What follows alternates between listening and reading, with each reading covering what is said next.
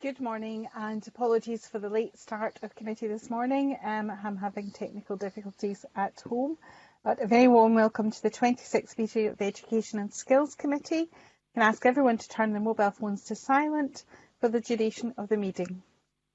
Can I remind members and witnesses that as today is Remembrance Day, I will pause committee around 10:58 till about 11:03 to allow members to observe the 2-minute silence and to view the commemoration taking place in the garden lobby.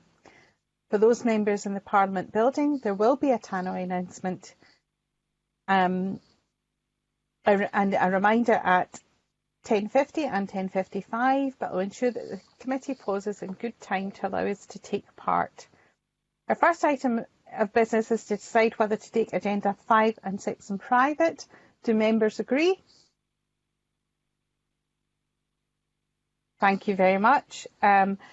Second agenda item is for consideration of 4 petitions currently referred to the committee. I will go through each petition individually in order that they are listed in paper 1 of today's committee papers. As it has been some time since we last discussed the petition, I will give a brief summary of the petition and then invite members to agree what action they would like to take. Petition PE01692 is an inquiry into human rights impact of GIRFEC policy and data processing. The first petition we are asked to consider today calls for an inquiry into the human rights impact of GIRFEC policy and data processing. When we last considered this petition, the committee agreed to write to the Cabinet Secretary regarding guidance, which was expected to be published before the end of the year. The paper suggests that we write to the Cabinet Secretary for an update on this. Do members have any other suggestions for actions to take on this petition? I see no member wishes to make another suggestion, so we can agree to that decision. Second petition is PE1548, National Guidance on Seclusion and Restraint in Schools. The second petition considers calls for a national guidance on the use of seclusion and restraint in schools. Since we last considered this petition, a working group has been established to develop and agree new guidance, and the petitioner is part of that working group. Our paper suggests writing to the Cabinet Secretary for an update on the timescales for this guidance. Do members have any other suggestions on how to take this forward? I'm seeing no indication from members, so we shall write to the Cabinet Secretary. PE1668 is improving literacy standards in school through research-informed reading instruction. Our third petition supports the use of research-informed reading instruction to improve literacy standards in schools. We were due to take evidence from the practitioner as part of our paused inquiry into initial teacher training in March of this year. That session was cancelled due to the onset of the COVID pandemic. How would members like to take this petition forward? Are there any suggestions from members? Can I suggest that we leave this petition open, and hopefully in the new year, if we're able to return to the issue of early teacher training, we could examine it at that time. And if COVID prevents us getting there, can we agree to have this as part of our legacy paper going forward? Don't see anyone disagreeing, so I'll take that as agreed. Convener, can I just clarify that you can see? Can you see messages in the chat using the new technology situation you're in? At the moment, I can't. I perhaps can if I change the settings on my phone, but I can see individual members on the screen. I think if I can't have access to the chat, I'm afraid I'm going to have to ask Daniel to take over, because I wouldn't be able to chair the evidence sessions on that basis. So, but I can see all members when I'm asking the question. So if people could indicate by raising a hand if they wish to contribute, that would be very helpful for now. Thank you. Just to confirm, Mr. Green, did you want to come in with a comment on any of the petitions? No, just it was only on PE1668. I think you then proceeded to make the point that if we can reconvene the session that was cancelled in March, I know the work programme is extremely tight, but if we can fit it in, that would be helpful. Okay, that's very helpful. So we could review that as part of our work programme going forward. Thank you very much. Our third and fourth petition today is the adequate funding to support children with additional support needs in all Scottish schools. Finally, we are considering for the first time today a petition calling for adequate funding to support children with ASN in all Scottish schools, which was referred to us by the Public Petitions Committee in August. Members will know that we'll be taking evidence from Angela Morgan on her review on the implementation of ASN legislation next week, and that we've monitored ASN issues throughout this session. Can I suggest to members that we keep the petition open as we continue to look at these issues, but are there any other suggestions on how we take forward this petition? I don't see any member indicating, so I'll take that we're content to leave it open, hopefully to come back to it after our evidence session.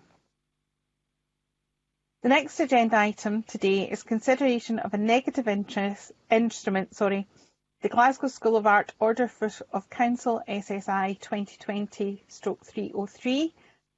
Paper 2 in the members' packs contains further information about the instrument. Do any members have comments on the instrument? I'm afraid I can only see Daniel at the moment, so if Daniel sees anyone in the chat. I can now see the rest of the committee. No, I'll take it that members are content to note that item. Our next agenda item is agenda item 4 and on the exam diet, and our first panel is an evidence session which will look at the review led by Professor Mark Priestley into the 2020 exam diet and the plans and preparations for the 2021 exam diet. For our first panel this morning, can I welcome to the committee Professor Mark Priestley, University of Stirling, and Dr. Marina Shapira, University of Stirling. We will go straight to questions from members and the witnesses. I ask everyone to keep questions and answers as succinct as possible. And I'm looking to, if you just bear with me, our first questions are on national moderation. And I should have noted earlier, sorry, we have apologies from Alec Neil, MSP today, but national moderation can invite questions from Daniel Johnson. Thank you, Convener. And can I begin by thanking Professor Priestley and Dr. Shapira for the report. Given the timeframes they had, and I think the significance of the issues, I think it's very detailed and a very useful bit of work. But I'd just like to focus in on the report on pages 21 and 22. And if I could just characterise what I think the report is saying, it details the statements that were made. Sorry, the section starts on page 20.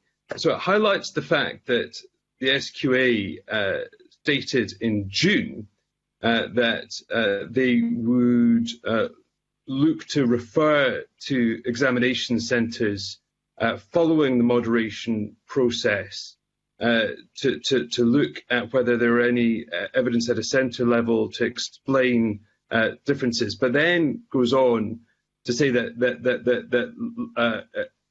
later through that month that essentially that was abandoned. Now, in my view, that was quite a major change, and one which meant that a moderation process would ultimately look at whether there was evidence for the original estimate, from that centre.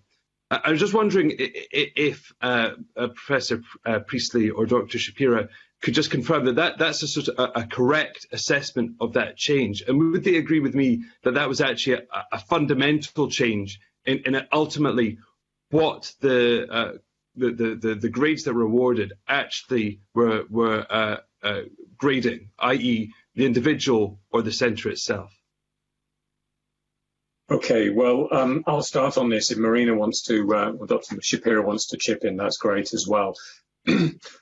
Just to say, first of all, that it's been made absolutely clear to us throughout the process of the inquiry that the intention was always to have a qualitative element to the moderation post the submission of estimations at the end of May. And SQA have made it clear that this became impossible because of the sheer scale of what they saw as overestimation. Now, that's a moot point whether it's overestimation or not, or whether we are looking at a different system altogether, and perhaps we can come back to explore this. But what necessitated the change in the view of SQA was the scale of the overestimation, which simply made it impractical given current time constraints at the time, and also the resources available to engage directly with centres. Now, there is a middle position, we think, and it's been clearly communicated to us by some of the witnesses we spoke to as part of the inquiry, that it would have been possible to have gone back to the local authorities.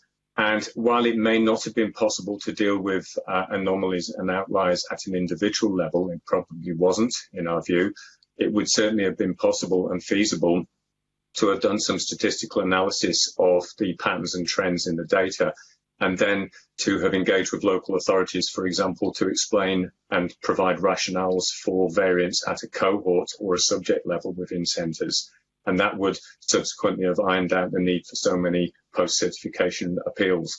Now, I agree with the member of the committee here that this is a profound change, because it effectively changed what was going to be a quantitative and qualitative approach to moderation at a national level to one that was purely quantitative. And that meant that the scale of anomalies caused by the application of a statistical algorithm were going to be greater. And that meant, of course, in turn, that there were going to be far greater numbers of appeals post-certification. Dr. Shapira, do you want to add anything to that? No, I think you covered that issue well. No, not at the moment. Thank you. So given that you agree with the proposition that was a very significant change in terms of the approach and actually fundamentally what the methodology achieved, could you just maybe take us through what communication happened, from the SQA to other bodies? Because certainly I was not aware of any announcements regarding that change, which you described as profound. I don't believe that was made to the committee. Can I just ask, given that you have examined communications between the SQA and the government, what level of communication was there? Did the SQA seek, any form of confirmation that that was correct to make that change in approach?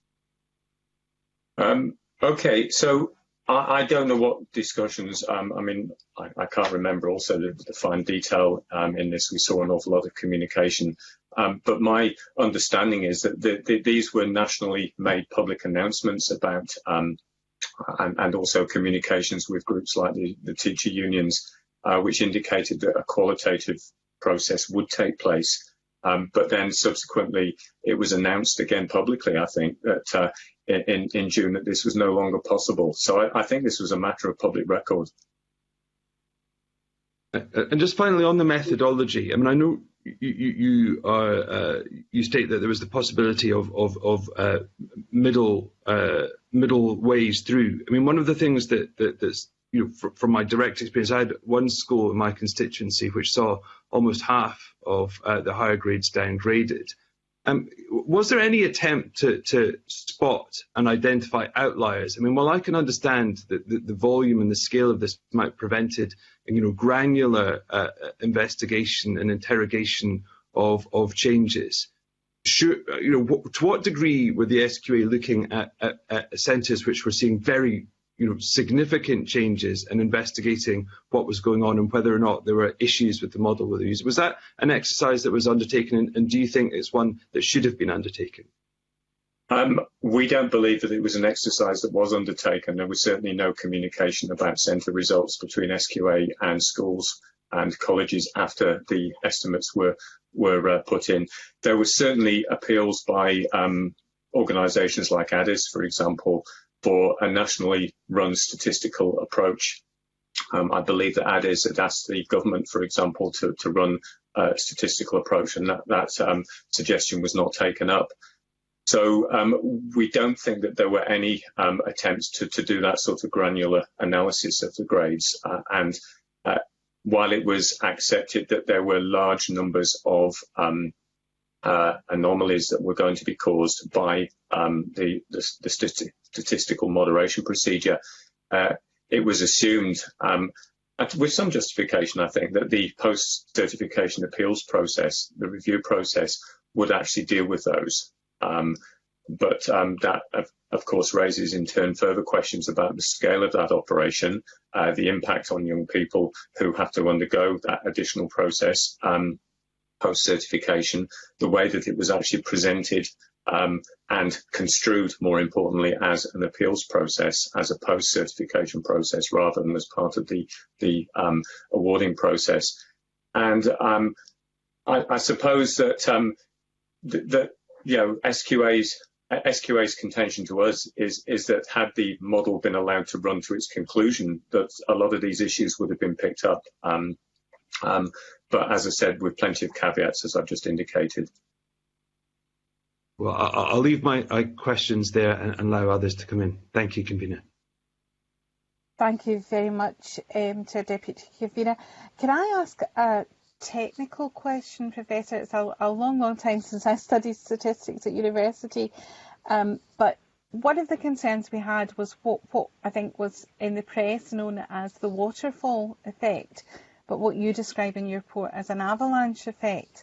And it was to do with the fact that not all estimations were out with historic estimates done by a school. So perhaps the B2C was married to an historical position, but they might have had too many A bands. But what happened was the A bands when merged with the B bands if they were moved down, or C bands if they were moved down. And I just wondered if it would have been sound statistically to have kept students who fitted the historic model and fitted in that estimation area, preserved their position and only have merged moderated bands, if you like, into those groups. Would that have been a reasonable model to have followed? I'm going to defer to Dr. Shapira on this one because she has considerably more expertise in statistics than I do. Thank you. Okay. Yes, I should start with saying that we didn't have an access to the data, and we didn't have an access to the statistical algorithm or to the code that was used for the algorithm. So what I'm going to say is, to some extent, is speculative. It's based on my understanding what has been done, on what was described in the technical report, and on what we have been told.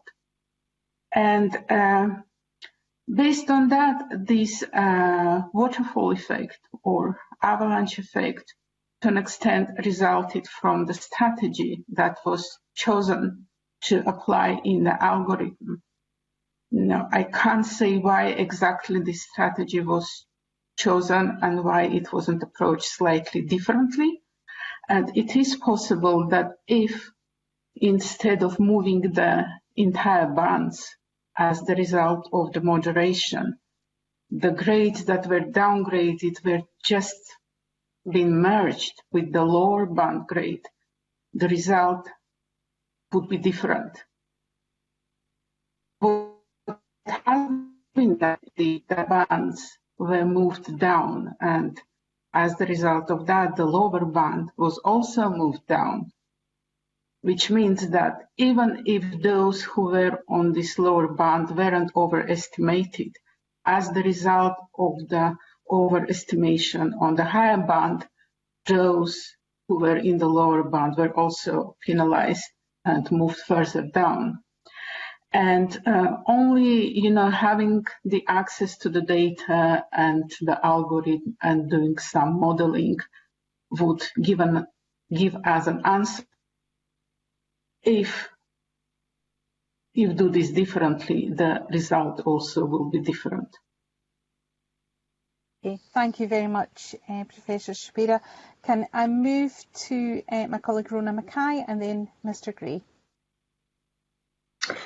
Thank you, Convener. Yes, it's just I'd like to follow up, please, on the appeals process. And I know this is a huge issue and other colleagues will have questions too.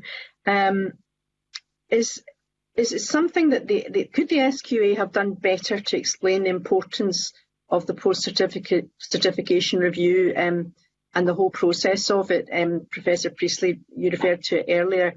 The committee has been copied into a letter from Connect to the SQA, which is urging them to consider appeals for this year. So they say that that many pupils have been left seriously disadvantaged, and I've had constituents contact me on this issue too. So two questions really: could more have been done to communicate better what the post-certification review system was? And is it too late now, or would you urge or think that the SQA should take into consideration appeals from students who were held back this year due to the situation? Could I ask Professor Priestley first, please? Okay, so I think it's important here to distinguish between the post-certification review process, the PCR process that took place in 2020, and the subsequent appeals process, which was applied post 10th of August, because they're actually about different things here. In terms of the PCR, I think it's evident that it was widely seen as an appeals process. And an appeals process is normally a fairly limited process that applies to grades which are being disputed, whereas the PCR is very much more about a moderation process, or should have been much more about a moderation process, to adjust grades manually through qualitative input, which have been misapplied, if you like, through the statistical algorithm. So it is part of the moderation process. But because it was a post-certification review, it was called a post-certification review for a start, and because there's a long tradition of seeing appeals as something that happens post-certification, I think it was inevitable that this would be seen as a separate process rather than as an integral part of the moderation system. And yes, SQA perhaps could have done more. There is evidence in the communications we saw that this was clearly understood at SQA and was communicated. But the messaging perhaps could have been clearer. Perhaps the terminology could have been a little different, not calling it post-certification, for example. And it's easy to say that with the benefit of hindsight. A lot of the assumptions that were made during the awards process this year, during the pandemic, were based upon systems that work perfectly well in normal years, but actually have, for various reasons, come up to be lacking in the face of a pandemic and in the restricted time frames and the ever-changing situation. So again, it's important, as we said in the report, not to attribute blame here, but actually to think about how this can be done differently in future. Yeah. So yes, we could have done things better. Perhaps we couldn't have done things better given what we knew at the time, and I think that's important to stress. In terms of the appeals process that was put in place, we have indicated in the report that we felt that it was unnecessary and counterproductive to restrict the grounds for appeal to take out what's effectively academic judgment. So if a student is unhappy with a grade awarded by a school, they can only appeal on the grounds that it's an administrative error, either by SQA or the school, or that there has been discrimination. What is not possible, and we've seen examples of this, is to correct errors which are due to insufficient use of evidence that was available, for example, or where a mistake was made in terms of the academic judgment. And my understanding is that there are a small number of people in this situation still who are fighting quite vigorously to get these wrongs addressed. We are talking about a small number of students, but actually a significant problem in terms of the publicity that it's generating. And my personal view, and this is not the view of necessarily of the team, but my personal view is that it would not harm to have another look at these cases, because we are talking about the life chances of individual young people here. Thank you, that's very helpful. I don't know if Dr. Shapira would like to come in? No. Okay. Thank you, Convener. That's all. Thank you, Mr. Gray. My question is the same, and certainly in previous evidence sessions I've raised the situation of those young people that Professor Priestley has just referred to, who feel that they were assessed incorrectly and have been unable to appeal because SQA will only accept appeals from the school, and in essence this is an appeal against the judgment of the school. I was struck though by something that you said in your answer to Mr. Johnson, Professor Priestley. You talked about the impact on young people of the post-certification process, and I wonder if you could elaborate what you meant by that. Okay, well, I guess if we take the logic here that the post-certification review is seen widely as an appeal, and people are effectively having to appeal against a judgment that is already made, then that's quite different to saying that we've got to a situation where provisional grade has been awarded, and then that these grades will be looked at on the basis of further evidence. So I think the psychological impact on young people is quite significant. We've got young people who are, for example, waiting on university places. The exams are high stake, and yet they're suddenly finding that the grades they're getting are not what they expected, and they're going to have to go through what they see as an appeals process, regardless of whether it's an integral part of the system. And that is a very stressful time indeed for those young people. So, you know, there are different ways we might look at this for the future. One is to make sure that this post-certification process is actually something that happens before certification, perhaps. Whether that's possible or not, given the timeframes, it certainly probably wasn't this year. But it would have been perhaps, I think, helpful, and we've stressed this in the report, to have made it absolutely clear at the end of May, when the estimations are in, what the moderation process was going to look like in technical terms, and what the likely impact of that was, including its implications for what were going to be large numbers of young people having to put appeals in, regardless of whether those appeals are going to be expedited by schools, etc., and subject to fast-track processes and free of charge. So I think that part of this is messaging, but part of it is actually a very real impact on young people who are expecting a result in early August, and then are having to wait while that result has been challenged, even if it is part of the integral process. Why do you think that the SQA have been so resistant to the idea of young people being able to appeal directly about their assessment? I think it boils down quite simply to a fear that it's going to open the floodgates and result in thousands of appeals. But I mean, I think it's quite feasible to have a situation where young people potentially can put in appeals supported by the school, where they don't have to wait for the school to agree to that. And I think it's quite possible to specify quite tight criteria for that to happen. Now, we've not made a recommendation in the report that young people are able to do direct appeals. We've made a recommendation that this is reviewed and the evidence is taken on it. So I don't really want to say much more on that. I have my own personal views, of course. Thanks. Convener, with your forbearance, I have one other question, which is really just a yes-no on a slightly different topic, if that's okay. It's related more to Dr. Shapira's previous answer. When we took evidence from Professor Priestley and Dr. Shapira in the course of their review, you did both say that there was data which you had hoped to be able to get from SQA, but which they were unwilling to provide you with. And I just wonder, was that data ever forthcoming? And did you feel that you were in fact provided with everything that you needed to carry out the review in full? Okay, I'd like to say more than yes and no on this, because I would like to slightly challenge the question.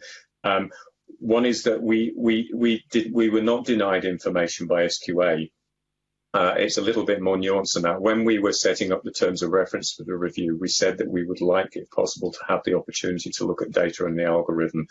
And it was made clear to us at the outset by the Scottish Government officials that this was going to be investigated, but it was likely to be problematic. Now, we subsequently, and I think we said this when we met with the committee back in September, was it August or September, that we also explored the processes and the resources that were going to be necessary in order to do this sort of analysis. One of the processes which was very problematic was ethical approval. We had fast-track ethical approval to do the review from the university, but it was going to be much more complicated to do ethical approval for this sort of work.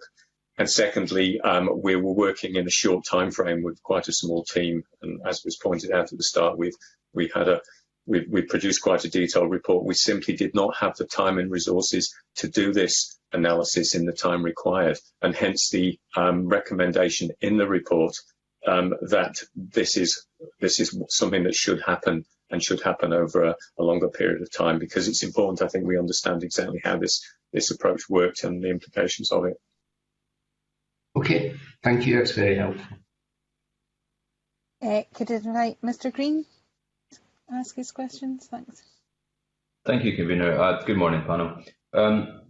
I just wanted to just a first question, really, just to open up, and that's to ask if I appreciate this was a very short review, and there were limitations to time to turn it around, and I thank you for that. It's an excellent report, but I just wondered if you felt that there were any stakeholders that you would like to have engaged with more to help formulate the review, or if you simply ran out of time in certain areas where you wish, with the benefit of more time as an academic, you could have expanded into in the report, which I guess leads into what other areas you think there's still scope for analysis. Okay, so a couple of points to make on this. Marina and I, when we were doing this, commented frequently on the fact that we were squeezing a one-year research project actually into a 6-week period, and it did feel like that at times. It sort of took over our lives, but there were certainly groups we would like to have spent more time with. It was not possible, for example, in the time frame to explore the full range of young people's groups that we would like to have talked to. We tried to engage with groups representing, for example, looked after young children and social work, youth work. So we were working outside of the schools a little bit more. We engaged with a range of young people groups like, we engaged with SIPS. They had a panel of young people for us. We had the Youth Parliament representatives. We talked to SQA, Whereas I Say, etc. But what we were not able to do was to engage with the full range of these groups, simply because the groups did not respond in time in some cases, and because of the limited resources we had for this. So I would certainly really welcome some research that looks in more detail at the experiences of young people, because they ultimately are the people who were affected most by this whole experience. And that's a funded research project, I'm afraid. It's not something that's going to happen without the funding. We could learn an awful lot, actually, about the whole process from that. The other area I've already alluded to in my answer to Mr. Gray, which is that we believe strongly that it is important for independent researchers to have a look in detail at the algorithm that was used, the different approaches, to explore and evaluate alternative statistical approaches to this, because there is some merit in the approach, and to actually look at how we might do this sort of approach better in future. But importantly as well, I think it's important to have a look at how the application of a statistical model had particular effects on particular groups, for example, demographic characteristics or protected characteristics, and understanding for the future how we can avoid those sorts of effects. So these are fundamentally equity issues, as well as issues of understanding how a technical process works. That's really helpful. Thank you. And yes, I agree. Actually, those are two areas that would be very interesting to hear from. I'll lump my next question into two to save time. The first is just on the in your Appendix A, you list the position papers that were submitted to the review, and it's more of a technical question.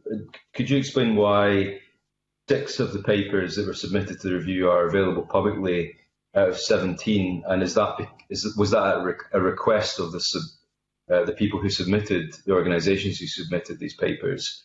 Did they want their submissions to be kept anonymous, or were they asked to be kept anonymous? I just wonder how much we'll get to dig behind the report and the papers that were submitted by the various organisations. And I guess that leads on to my next question, which is about the SQA. And having read the report at various stages, there's a substantial amount of criticism of the SQA. You spoke to a lot of these stakeholders. Can I get a feeling for what you think the general view of how the SQA handled this is? So, for example, you say there was widespread criticism by respondents around the perceived lack of transparency and failure to engage. On the next page, there was a quote that said it was extremely disappointing but not unexpected that the SQA chose not to engage with any professional organisations. I would strike these as quite worrying comments to be made in a report of this nature. And what's the general feel of how you think the SQA is perceived throughout this process? Okay, so starting with the position papers, that's a very brief answer. We treated this as a research project with data. We have made undertakings of confidentiality. So, for example, we've not published the transcripts of the focus groups that we had because we've respected the confidentiality of people, and we've really tried to provide safe spaces for people to talk frankly to us. I've seen with other reviews that there can be a tendency for people to be nervous in speaking in these forums. So in terms of the position papers, we haven't deliberately kept them private. We've just indicated where the organisation concerned has actually already published the paper themselves, or where they haven't done so. We had no intention of publishing these papers ourselves. We did have some brief discussions about whether we could include them as appendices, but some of the organisations had indicated that they would be perhaps less frank, I think, in their appraisals if this was to happen. So we felt it was important to have some honest appraisals as these groups saw it. So it really is up to the organisations whether they publish these or not us. Okay. In terms of the perceptions of SQA, I mean, I would like to preface this by saying that there is ample evidence that SQA acted with complete integrity and professionalism and worked extremely hard. And there's plenty of evidence that this was an all-consuming 24/7 job for many people in SQA over the summer, an organisation which lacked the resources and in some ways the experience to deal with very changed situations, having to operate new systems, for example, and new approaches. So we don't want to be seen to be criticising SQA in terms of their professionalism, but I think there are comments which are indicative from the indicated by the different stakeholders that there is a lack of trust in SQA across the system, and whether this is merited or not, well, people can make their own judgments on that. But it does seem to me, for example, that there is a perception that SQA lacks transparency. We got the impression throughout the review that SQA was reluctant to share technical details, and it maybe stems from a cultural expectation within the organisation that the technical expertise resides with them and it doesn't reside elsewhere.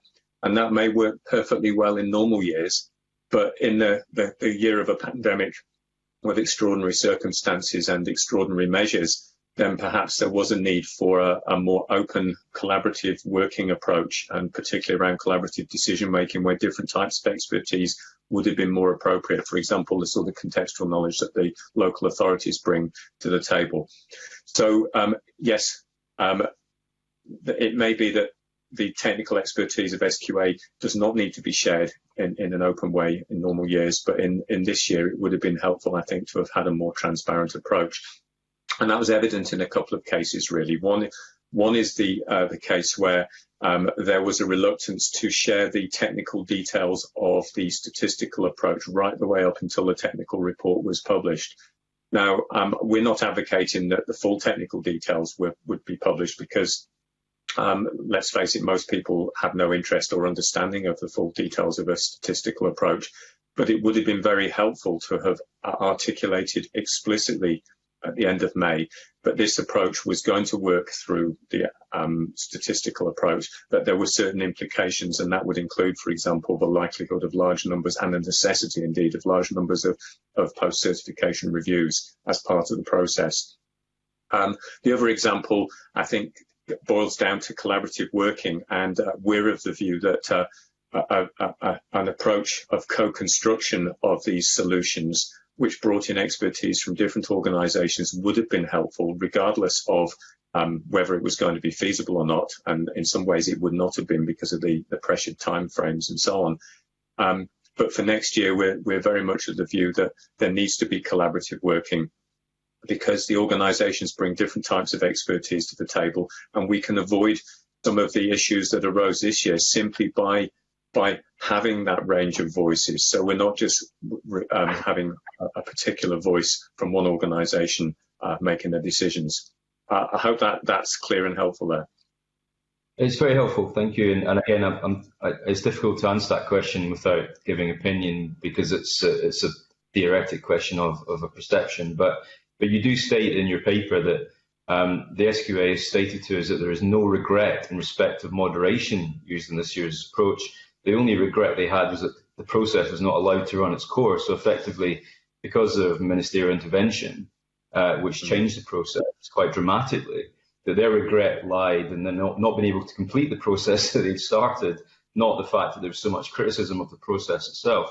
But we do know that that was a process which, as you pointed out, led to a situation where schools with high levels of disadvantage were downgraded more than schools in more advantageous areas. So were you surprised that they had no regret over that moderation process and the outcomes that it gave? And I guess, what do you think they could have done differently? Well, I suppose one thing that's evident to us is that the SQA have seen this as a technical process. But for me, as a social researcher, particularly someone working in a relational field like education, I think it's important that technical processes need to be understood in terms of their social impacts as well. And I think that perhaps this wasn't well enough appreciated. And perhaps the sort of collaboration we're talking about would have mitigated that to some extent. Thank you. Couple of other questions in this area. Can I bring in Mr. Halco Johnson to be followed by Daniel Johnson, please? Thanks very much. Actually, can I just ask very quickly on following up from Jamie Green's question there? You've obviously highlighted the limitations in terms of the time and the resources. Can I ask, given those limitations and given the government's response, are you confident that the lessons have been learned ahead, the lessons that needed to be learned ahead of next year's process have been learned? My understanding is that a great deal of work is already being done. Now, our involvement with this ended with the publication of the review, but I have had conversations since. We have, for example, talked to local authorities about moderation systems. So, yes, I would. The optimist in me says I would hope that the lessons have been learned.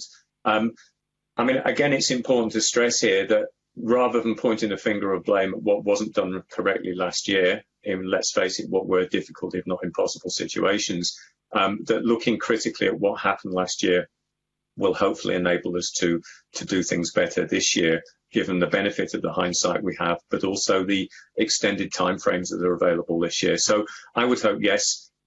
My fear is, and this is partly cultural to the system, is that the solutions that are put in place this year will be bureaucratic, will involve vast amounts of teacher workload, will be based around quite narrow assessment approaches. And I'll give you an example of that.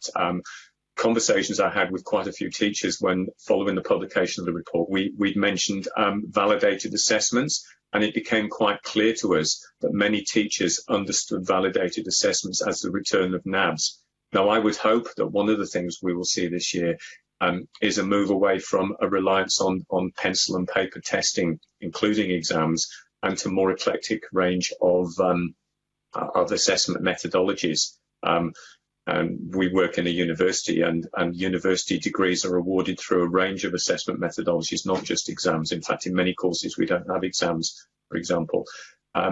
So I would hope that what we do see this year is the development of a mixed economy of assessment methods. And there is a strong message here for the OECD review as well, in terms of the future of qualifications and how they're certificated and awarded. That's great. Thank you very much. It's good to be optimistic. We've obviously got the Cabinet Secretary coming in as well, so it'll be interesting to hear certainly from his position on it. The question I've just a fairly brief one I wanted to ask about was the local authority role. In your paper, you talked about finding evidence of highly variable approaches to local moderation. So I just wanted to ask very briefly on that. I think you found that at least in one local authority, grades were adjusted directly by the local authority before they were submitted. So I'm just wondering, does that imply that, following obviously teachers' estimates being made, there were actually 3 potential adjustments at centre level, local authority level, and then by the SQA in the moderation process? And was there authority for that adjustment in the guidance issued to centres? Interesting question. Well, yes, I mean, it's not surprising that we're seeing variability in practice, because Scotland has 32 local authorities of very different characteristics. Some are very large, some are very small. They have different approaches, different levels of resourcing, and so on. So it isn't surprising at all that we're seeing different approaches to this particular problem, because we see different approaches anyway. Some local authorities are much more directive, for example, than others. In terms of the implications of this, and yes, it is, and I'm going to ask Marina to expand on this in a second, it is entirely possible that grades were adjusted multiple times rather than just simply being awarded by the school and then adjusted by the statistics. And there was a fear of some respondents that we talked to that because they had been rigorous already in adjusting the grades downwards in terms of the local authority input, then they were being hit with a double whammy. Now, I don't have the statistical background or the access to the analysis of this data that would be needed in order to comment on that. So Marina can say a little more. In terms of the guidance, I don't think there was anything in the guidance that precluded local authority input in that way. SQA again made it clear to us that there is an expectation that local authorities will have rigorous moderation procedures in place. But it doesn't necessarily specify what those are. And one of the recommendations that we've made subsequently to the report to local authorities is for the development of a national system, but locally applied, so that we get a greater degree of consistency in processes across the country, rather than local solutions which can be highly variable. Marina, do you want to just chip in on that question of adjustment? Yeah, okay. Yes, I think one of the problems was that the moderation that was undertaken this year, it was based on a purely statistical process. And using this kind of process, of course, can achieve only one thing realistically. It could try to make the estimates produced this year looking more reliable in terms more like the estimates that were produced previously. This is basically the only thing that can be achieved by using statistical approach to moderation. But making the grades looking reliable, it's only one task in the moderation process, because moderation process is much more than that. And the aim of the moderation is to make sure that, first of all, the academic standards were appropriate, that the robust criteria were used to produce the grades and estimates across all courses, for example, and all levels, and also that the grades were fair to individuals in the sense that they really reflect what individuals know, what they learn, their skills. And of course, this couldn't be achieved through statistical moderation, and here the role of local authorities would be very important. And different local authorities had different moderation processes put in place, and indeed it depended on the level of resources, but it also sometimes depended on the overall approach of the local authority, because some local authorities told us that they deliberately didn't interfere in the estimation process because they considered that as putting in question the teacher's expertise and the teacher's professional judgment. However, if we move to the next stage, once this statistical moderation has been done, it was clear possibility to get back to the local authorities, and Professor Priestley mentioned that possibility, and led the local authorities to look at the outliers and try to understand the discrepancies that were produced as the result of the moderation. And this hasn't been done.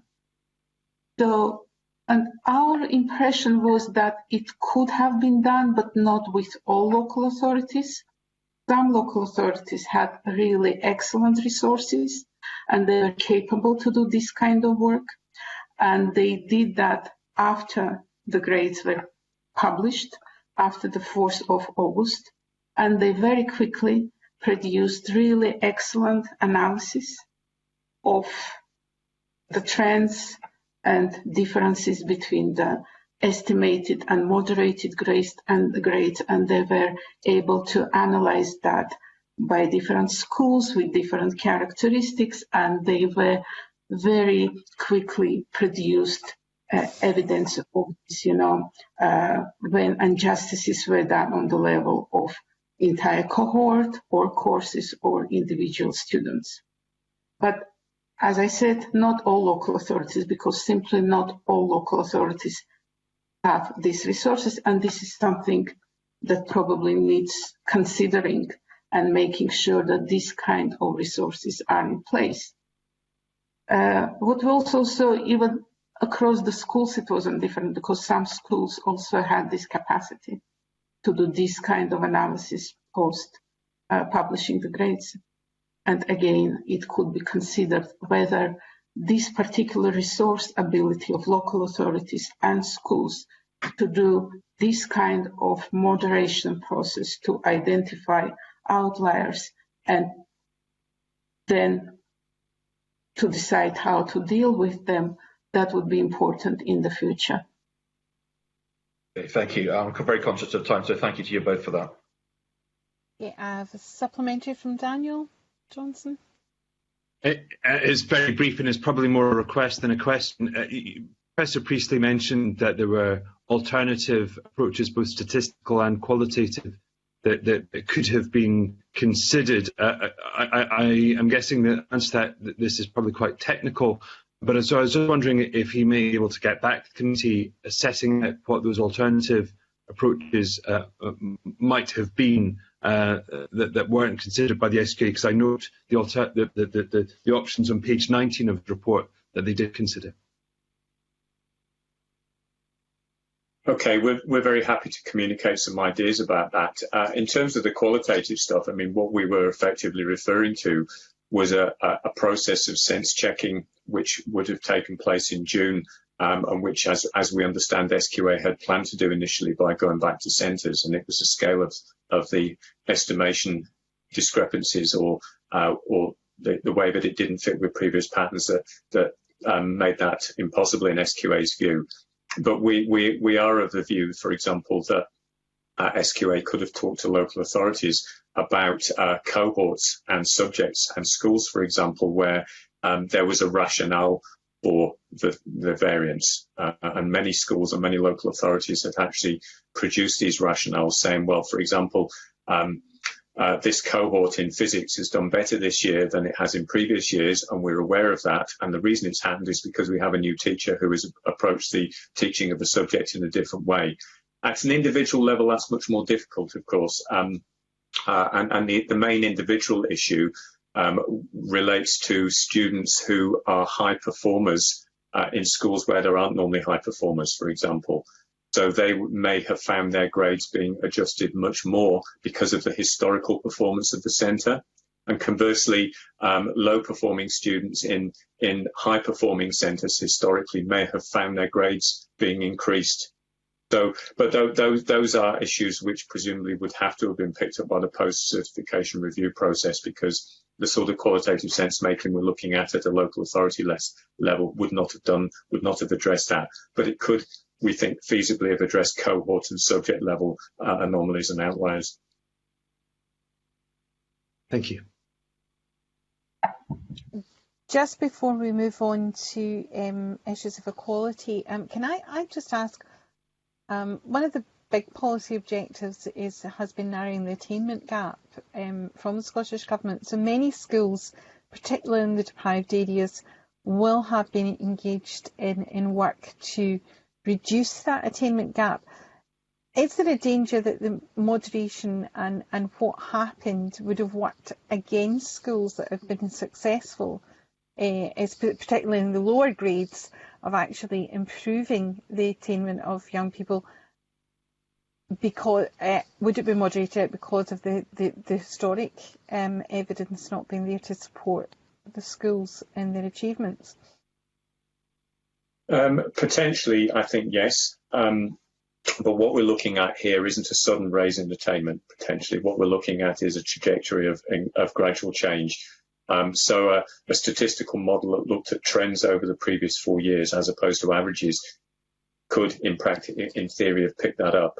But it does raise some interesting questions, I think, for me about whether it's indeed appropriate to measure performance year on year in a way that assumes that it's going to be stable over the years.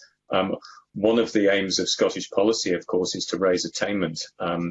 And one could argue that teaching is about raising attainment, that good teaching is about raising attainment. So if we're going to assume that qualifications will stay the same year on year, to some extent that denies the possibility that good teaching and interventions like the Attainment Challenge might actually improve attainment, and we may see better accreditation over time. Thank you, Professor Priestley. Can I move on to questions from Ross Greer? Thank you. Thank you, Convener, and my thanks to both of you for conducting this review. Professor Priestley, I'm sorry that there were some really unfounded accusations made of your professionalism during this process, and frankly, I think there's some members of this Parliament that owe you an apology for that. Looking at the contents of the review, though, it highlights the Equality and Human Rights Commissioner's view that there was a lack of capacity and experience at the SQA in relation to equalities issues, and specifically a lack of capacity and experience complying with the public sector equality duty. That's alarming, but unfortunately it's not surprising. I was wondering if you could expand on that, on whether that issue was something that the SQA themselves perceived to be a weakness in their capacities, or whether their internal culture did not identify that as being a major problem. Okay, I mean, we have taken evidence from organisations that have a strong interest in equality. So, for example, the Equalities and Human Rights Commission, and also from the Children's Commissioner. And the picture we're getting is of stakeholders such as those groups being highly critical of SQA for a failure, as they see it, to attend to equalities issues. Now, I would, I think, qualify that to some extent. And part of it is, as you suggest, is the cultural issue here. The SQA is an organisation that I think primarily sees its role as technical. We had conversations with people within the organisation one comment which didn't go in the report, which does stick in my mind, was the idea that SQA's job is not to close the attainment gap, it's to issue qualifications and awards. And so this notion that SQA is an awarding body with a technical role, I think perhaps potentially could get in the way of thinking about equalities. Now that, just to take that in isolation would be unfair on SQA, because there's ample evidence that SQA does take its equalities duties seriously.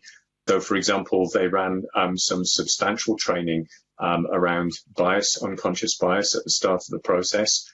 There was certainly an equalities impact assessment and children's rights impact assessment were planned, if not in place from the outset. And our critique, I suppose, is that there are elements of the process that were not necessarily considered, because they're technical issues, in relation to their impacts on particular groups. So we believe that more work could have been done, for example, to have had a look at the impact of applying a statistical algorithm on particular protected groups and also demographic characteristics such as social class. And that did not happen. It didn't happen for a range of reasons, some of which are related to procedures which are perfectly acceptable in normal years, but perhaps more dubious when we're putting in place an exceptional process. So, for example, it would have been possible to have run some statistical analysis working with the Scottish Government to have a look at the extent of the impact of the model on various groups. And that didn't happen, partly because SQA, as they said to us, did not have a legal basis for working with this data, but also because the Scottish Government, which does hold data on protected characteristics at an individual level, felt that it was unable to be involved in the process. So there are various procedures and ways of doing which perhaps needed to be looked at a little differently this year, given the likely impact of this. And our view is that while these may have been considered, and they were certainly raised and pointed out to SQA, there was not sufficient action to mitigate these issues, or at least to understand them more fully. To follow that up in terms of internal SQA scrutiny, I'm wondering if you saw any evidence of a culture within the SQA's board of scrutinising decisions from an equalities perspective. You're saying that the culture within the organisation is one that largely views their responsibilities as technical.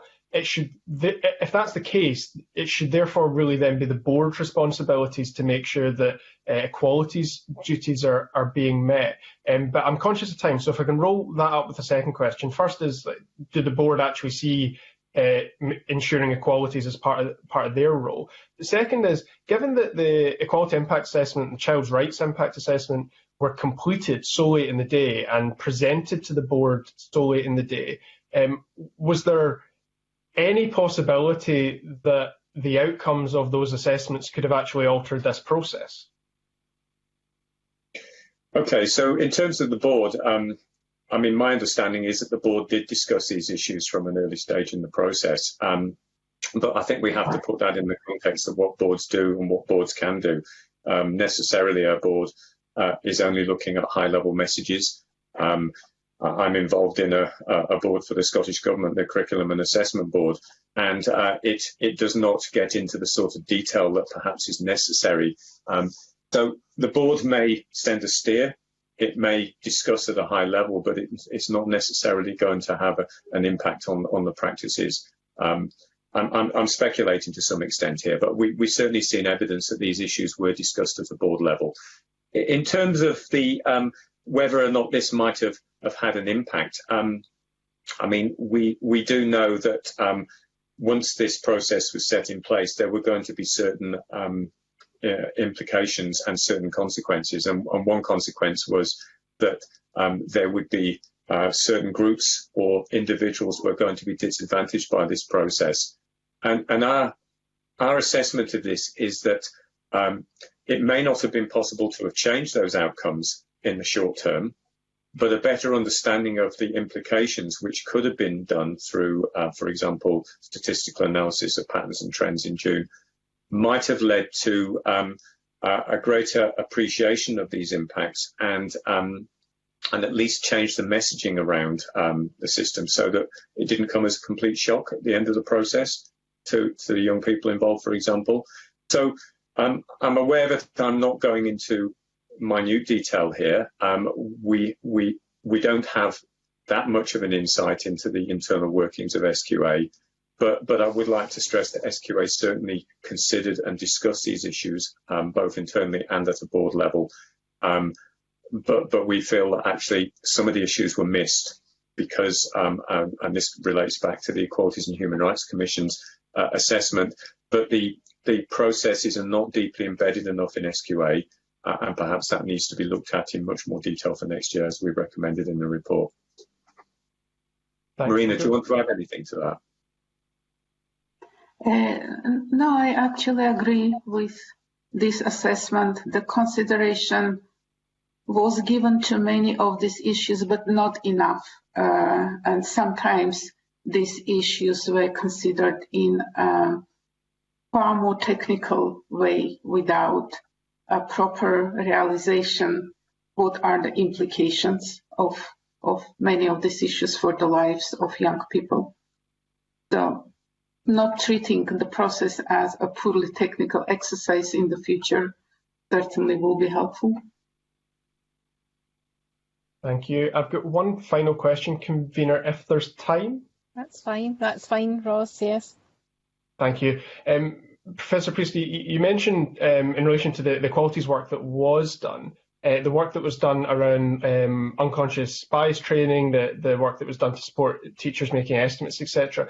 The report seems to indicate that the area in which the greatest effort was made to meet equalities duties was in relation to the role played in this process by teachers, and potentially that the conclusion that I come to from that, fairly or not, is that the SQA had less trust in teachers' abilities to meet their equalities duties than they did in their own moderation process. That the view within the SQA was that the equalities issues that would be encountered at the point of teacher estimates rather than in their own moderation process. Is that fair? Is it fair to say that far more emphasis was put on addressing equalities issues at that stage than at the moderation stage? Yes, I think that's probably a fair assessment. And in fact, there is some evidence that the focus on bias actually impeded the subsequent possibility of doing an analysis. So, for example, making sure that the data were anonymized precluded, we think, the sort of analysis we're talking about at a system level. So yeah, I mean, you're absolutely right. There is an issue of trust in teachers here. There is a lot of literature that suggests that teacher estimates are inaccurate, to use a word in inverted commas. But actually, we can also raise the possibility that it's actually a difference, that we're actually measuring something different. So if we're making teacher judgments about coursework, we're measuring something that's quite different to measuring a performance on a day in an exam. So we are going to get different results. So it's not so much about how teacher estimates can predict an exam performance, but actually whether they provide a more valid measure of student performance over time. And hence, this is why I would certainly recommend a more mixed economy. I'm not recommending we get rid of exams, they have their place, but we should certainly be looking at a wider range of evidence, including teacher judgments for future qualifications. I think that's really important. But the issue of trust actually is a major factor in here. It is very easy to say that teachers are going to be biased for their students because they're under pressure from parents, they're under pressure to perform and so on. I have to say we saw no evidence at all in our review, but grades were inflated by pressures due to accountability, for example. What we saw was teachers making what they saw as honest assessments based often on quite limited evidence. And where we are seeing inaccuracy is because of the difficulties of collating enough evidence. And that raises for us really the strong possibility that this year we have to think very carefully about how we create a robust evidence base if we're going to rely on teacher judgments. But one more thing to say on this is that SQA, I think, aren't alone in being sceptical about teachers. There is, I think, a systemic issue in Scottish education, and to my mind, teachers are the heart of Scottish education, and we need to put far more trust in them generally, not just in terms of assessment, but in terms of the way that they run their professional lives and their jobs and teach their students. Dr. Shapira, I think you wanted to come in. Yes, I just also wanted to add that it was probably the underestimation on the side of the SQA how much an attempt to produce statistical distributions that are not very different from the historical statistical distributions could distort the individual level grades. And that was, I think, a very crucial part of the process, this underestimation that if you can try and make, and there are lots of statistical tools for that, you can try and make the distribution similar to the historical patterns. But this is happening at the expense of changing individual level grades. And that was really underestimated. And there were lots of insights that probably could have been borrowed from social sciences, from educational research, especially educational research that looks at the how the teachers' estimates and teachers' prediction are being produced in schools of different characteristics and for students from different socioeconomic background. And borrowing this information, borrowing this expertise from educational science, from social sciences, would be really crucial in the future, because we will still be facing the situation when we need to think how the moderation process will be organized, and inevitably some part of the moderation would also include the attempt to think about statistical approaches to the moderation. So more sort of interdisciplinary, holistic thinking about these processes would be very important. Thank you. Mr. Greer, did you want to come back in? I'm content at this point, Convener, thanks. Thank you very much. Can I move to questions from Ms. Wishart? Thank you.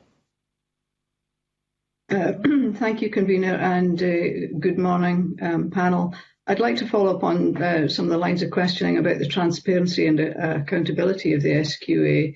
The impression that I had of the evidence that the committee received from the SQA was that they believed that theirs was a job well done because they'd completed the Education Secretary's brief. We've had apologies from the Deputy First Minister and the First Minister, but not from the SQA.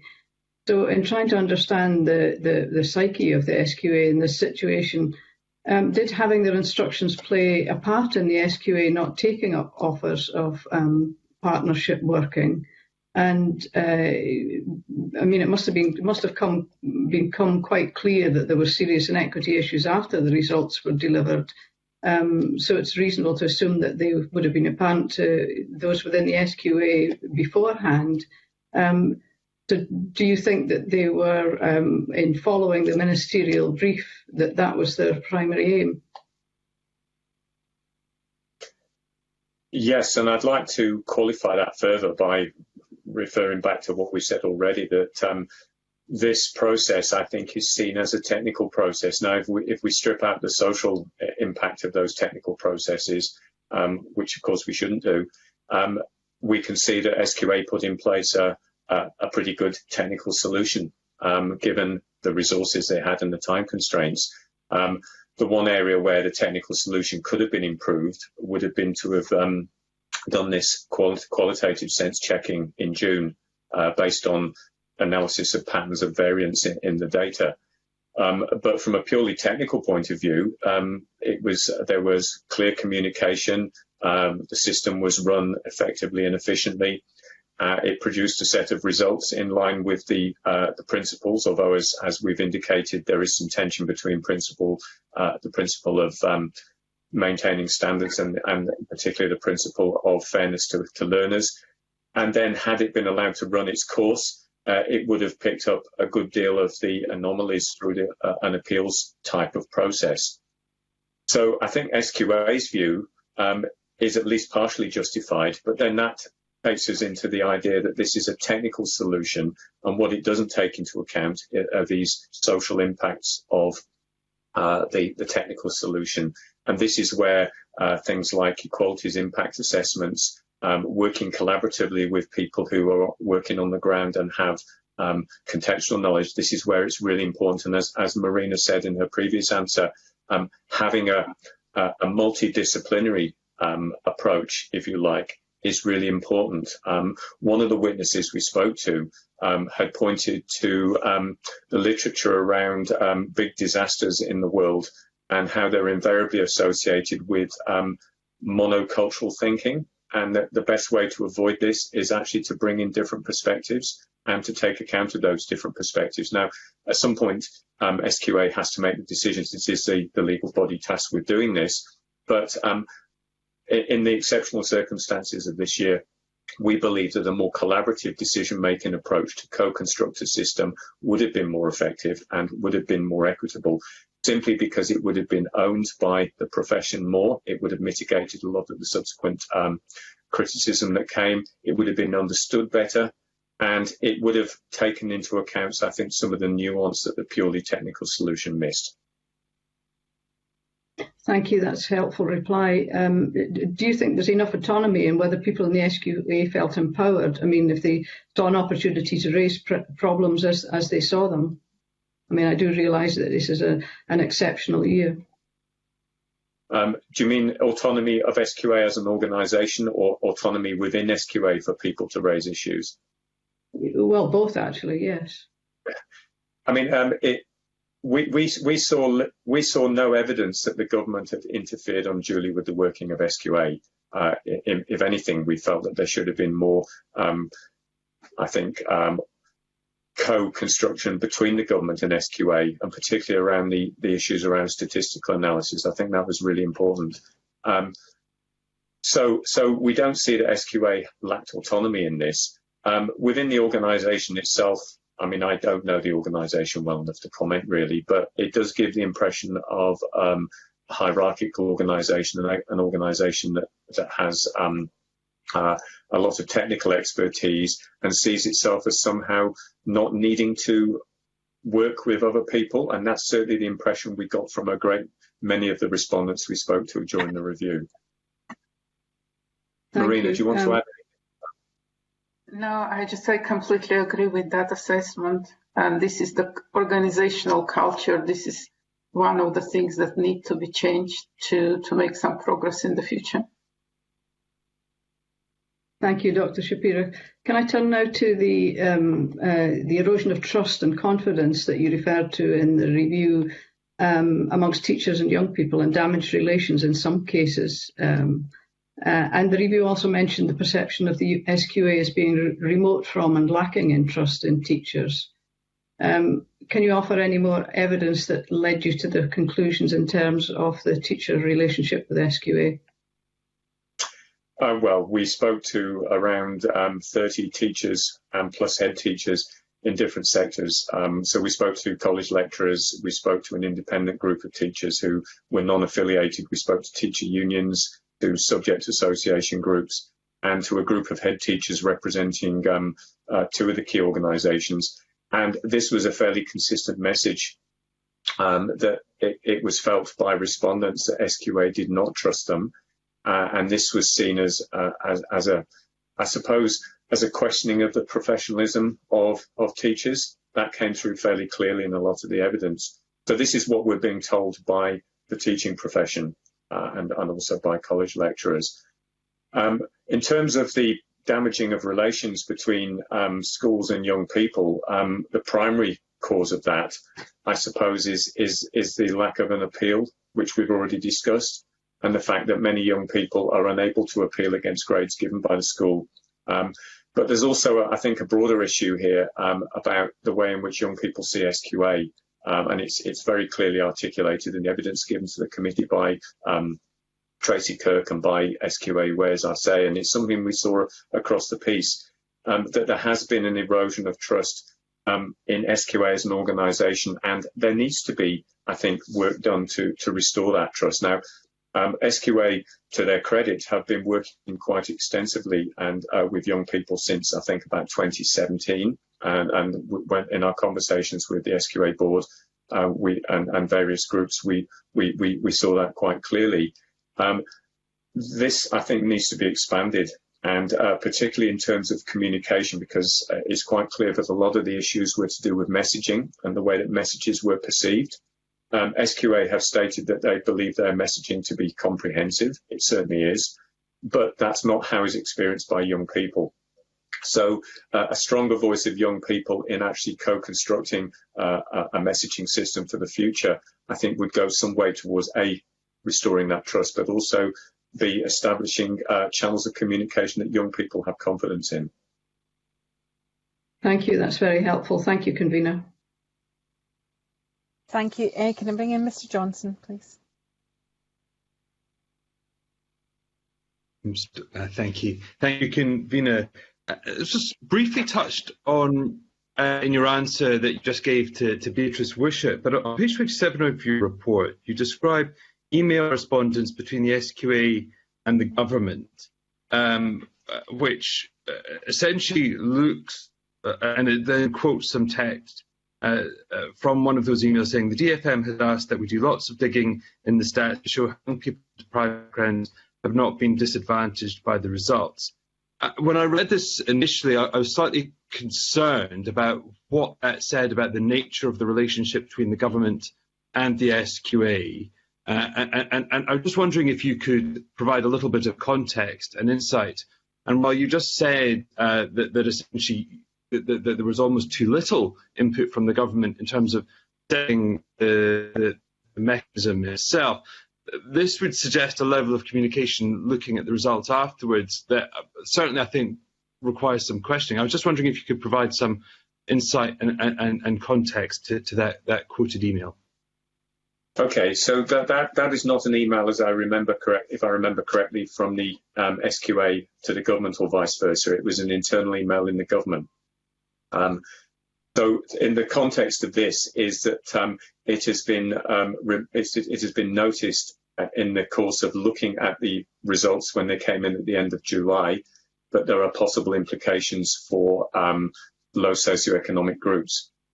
Okay, so that email is basically an email asking civil servants to have a look at the data. Now, the phrasing is perhaps a little unfortunate because it's looking for a positive story here rather than actively looking for patterns and understanding, and it conveys that impression.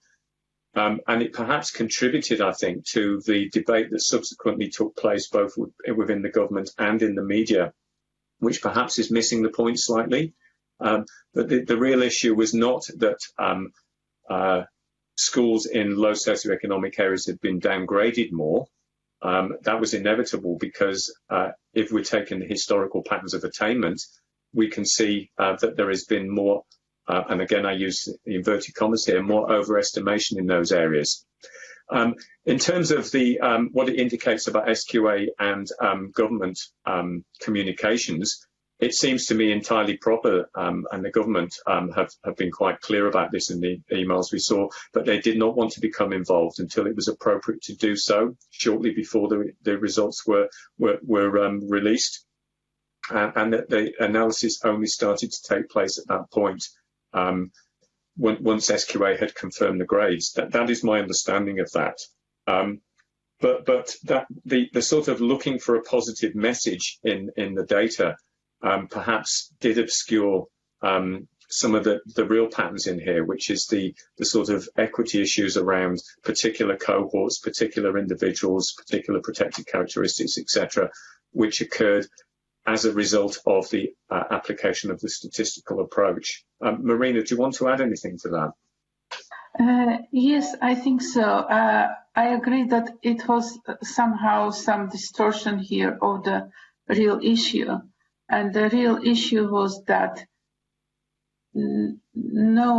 because no attempt of the validation of the moderation results has been done until the publication of the grades. That was the real issue. And at some point in July, the SQA became concerned that there might be serious issues in terms of the downgrading of students in more disadvantaged schools, but they didn't have an ability to check this issue because their data is anonymized as far as I understand.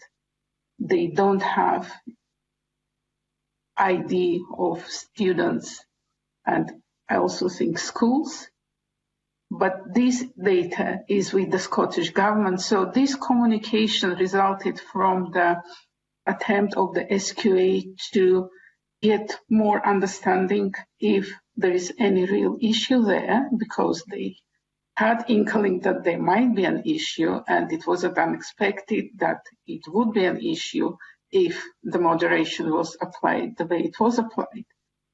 But then, yes, what we saw from the Scottish Government, it was a reluctance to engage with this type of analysis before the publication of the data.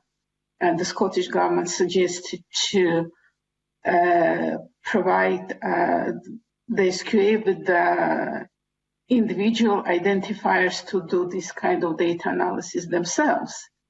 But the SQA answered that they don't have ethical clearance and capacity to store this individual data. So, and this is the part of the issue, why it wasn't thought in advance about this capacity, creating a capacity of analyzing the data prior to the publication. What happened, it was because of these technicalities from both sides. The first time when the data were properly looked at was on the day of the data publication. And this clearly should have been done before that. And again, this is another opportunity which needs to be thought about, how to create this capacity to analyze the data, entire data set, link the personal identifiers to the SQA produced results, and do a comprehensive analysis and identify the problems prior to the publication of the results. Thank you. It sounds rather like you're saying that the SQA put whether they could do something rather than, before the question of whether they should. I think that the key question around transparency is where appropriate decision making lies and how that is accounted for. And so while the SQA quite properly is responsible for the administration of the examination system, the purposes and effect of that are very squarely a decision for government. So, for example, when we've undertaken reviews of our examination system, that's been a process that's been taken not solely by the SQA, but actually as a collaborative effort with stakeholders, but ultimately as a political decision by government. It strikes me that some of the decisions made here have actually had quite a profound impact of precisely what it is that the grades that were awarded actually were accrediting. And in particular, we've already talked about the decision to essentially not do that qualitative step at the end. So I just come back to, given that that is, I think, a fundamentally strategic decision, what evidence did you see of the SQA seeking to either inform government of key issues as they were arising that they thought might be relevant to government, and indeed seeking input? Was that happening in an appropriate and in a transparent way? I think it's important to stress that we probably have not seen the full range of evidence on that. We've had access to a range of emails that took place that were sent between government and SQA over the summer, and it seems to us as that there was regular communication as the process unfolded. So we don't see anything improper in terms of transparency. If I'm to be critical at all, it is the decision not to do that qualitative step and the lack of appreciation of the implications of using a purely statistical approach that were perhaps not fully appreciated at an early enough stage. And when they did start to become apparent, and we are talking about into July now, it was too late to do anything about it, plus the existing procedures that existed between government and the relationship between government and the SQA actually potentially impeded the sort of analysis that might have led to an earlier realisation of the issues. So, of course, it came as much more of a sledgehammer blow once we came to the results day. And unfortunately, we think that the subsequent furore about this was focusing really on the wrong issue anyway, because it was focusing entirely on the issue, which was easy to characterise as two very stereotypical positions. A, that students in disadvantaged schools have been graded down more, okay, which did happen. And B, that the attainment gap had closed because students did better under the estimation and moderation system than they had previously under exams in these schools. So both positions are right. And it becomes very easy, I think, in a highly politicised situation here to dig into defending one position or the other. And there's some evidence, and I think that email you mentioned is possibly indicative of that. But what we would say is that had a more comprehensive analysis been done at an earlier stage, then these polarised positions may not have been relevant at all. And in fact, we would have been talking about quite different issues. For example, how the statistical approach impacts differentially on different groups in society in a much more nuanced way. Marina, do you want to add anything to that? Because that is fundamentally about statistics, isn't it? No, I don't think this is just about statistics, because overall I think it's this expression, statistical modeling, is being used too loosely in this, not just in this conversation, but in the entire conversation about what happened. And I just want to emphasize that, statistical models, that was some of the impression that we got through the review process, that, it started to be treated as something evil. So, and all the problems resulted from applying statistical algorithm. Statistical algorithms, they do what they are told to do. The result of the statistical algorithm is a result of the definitions of the problem that has been made. This results from the choices that has been made, and these choices are not linked to the statistical procedure itself. They are linked to decisions, to political decisions, to the definition of the tasks. And I think this is where the focus should be. How do we define what should be done, what we want to obtain as the result of the statistical process? Once this is done, we can, discuss how much this or that statistical procedure would be suitable and how well it can do the task. But I think we focus too much on that discussion rather than discussing what we wanted to achieve by then applying this or another statistical procedure. Thank you. I'm just going to ask one brief clarification. Daniel, I'm really sorry. I've got two other members. No problem. If it's very quick, quick answers to, I'll let you come in. No, it's just, could I just confirm, just briefly, Dr. Priestley, are you saying that the SQA did not seek to inform or seek approval of the government when they decided not to do that last qualification? Is that a correct understanding of what you said? Sorry, say that again. That the SQA didn't seek to inform or seek to help the government when they decided not to go ahead with the qualitative final step in June. They certainly informed the government. I have no idea as to whether that was agreed in advance, but certainly it was made as a decision that was on public record, and the government was aware of it. Fine, thank you. Okay, bring in very quickly, please, Mr. Greer, followed by Mr. Green. Thank you, Convener. Next year's, the 2021 exam diet and the alternative arrangements for National 5 is a huge topic. So just to kind of burrow down to one specific, there have been a lot of concerns raised that essentially the National 5 exam has been replaced with an exam in all but name to be delivered by teachers in class. Have you had a chance to look at the guidance that the SQA have produced for the National 5 assessments next year, and do you have any concerns that it repeats some of the mistakes that were made in the 2020 arrangements? Simple answer is no. I've not had the chance to look at the guidance. We have, as a result of doing this review, a rather large backlogs of work, which trying to catch up on at the moment. So I've not really had time to look at anything other than very superficial detail of what's been proposed. So I'm not prepared to comment on that.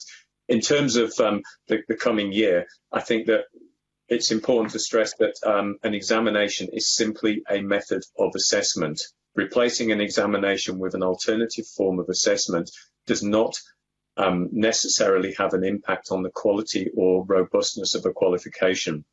And there are many ways to assess against qualification. So what would concern me for the coming year, given that we're relying on teacher judgments again, is that we take the time to develop a systematic moderation system. Now, a moderation system is a number of stages. It involves, for example, the development and validation of assessments. And my view is that actually schools should be involved where possible in this, not just being given alternative assessments developed externally. It involves sense making, for example, markers meetings by teachers where they agree a standard. It involves processes such as internal and external verification of marking, so quality checks, and it could involve some sort of statistical approach, some sort of algorithm actually to fit the grades that are awarded to previous patterns. So all of these things could happen next year, and there needs to be, I think, a nationally developed but locally applied system to do that. Thank you. Okay. Mr. Green, can you be very quick, and if you can write for an answer on this one, it would be very helpful, but can you come in very quickly?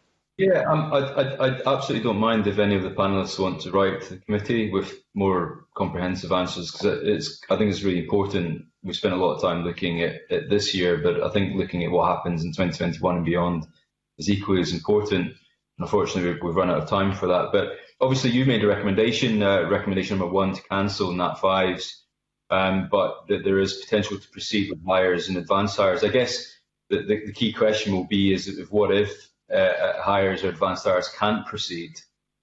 You raised 3 primary concerns with the SQA's draft proposals in August around whether coursework would or could be a backup. The second around a narrowing of courses, which is quite a profound concern, and the third around the negative impact on attainment, particularly for disadvantaged students. I wondered if you still have those concerns, and if you're confident, or you think there is confidence that there are backup plans for next year's exam diet if exams cannot proceed. So the simple answer is yes, I would still have those concerns, but I'm confident that if a robust system of moderation and assessment is developed for National 5, then that provides us with a basis for developing similar backups for higher and advanced higher. So yes, I think the work that's been done for National 5 will be of benefit elsewhere in the system if we have to move towards a greater degree of cancellation. That's helpful. Thank you very much, Professor Priestley, and to Dr. Shapira as well. Very helpful contributions today from the panel, and we thank you for that. I'm going to suspend very briefly just to allow the witnesses to leave and for the Cabinet Secretary to join us, and a reminder that we will be pausing for 2-minute silence around 11 o'clock.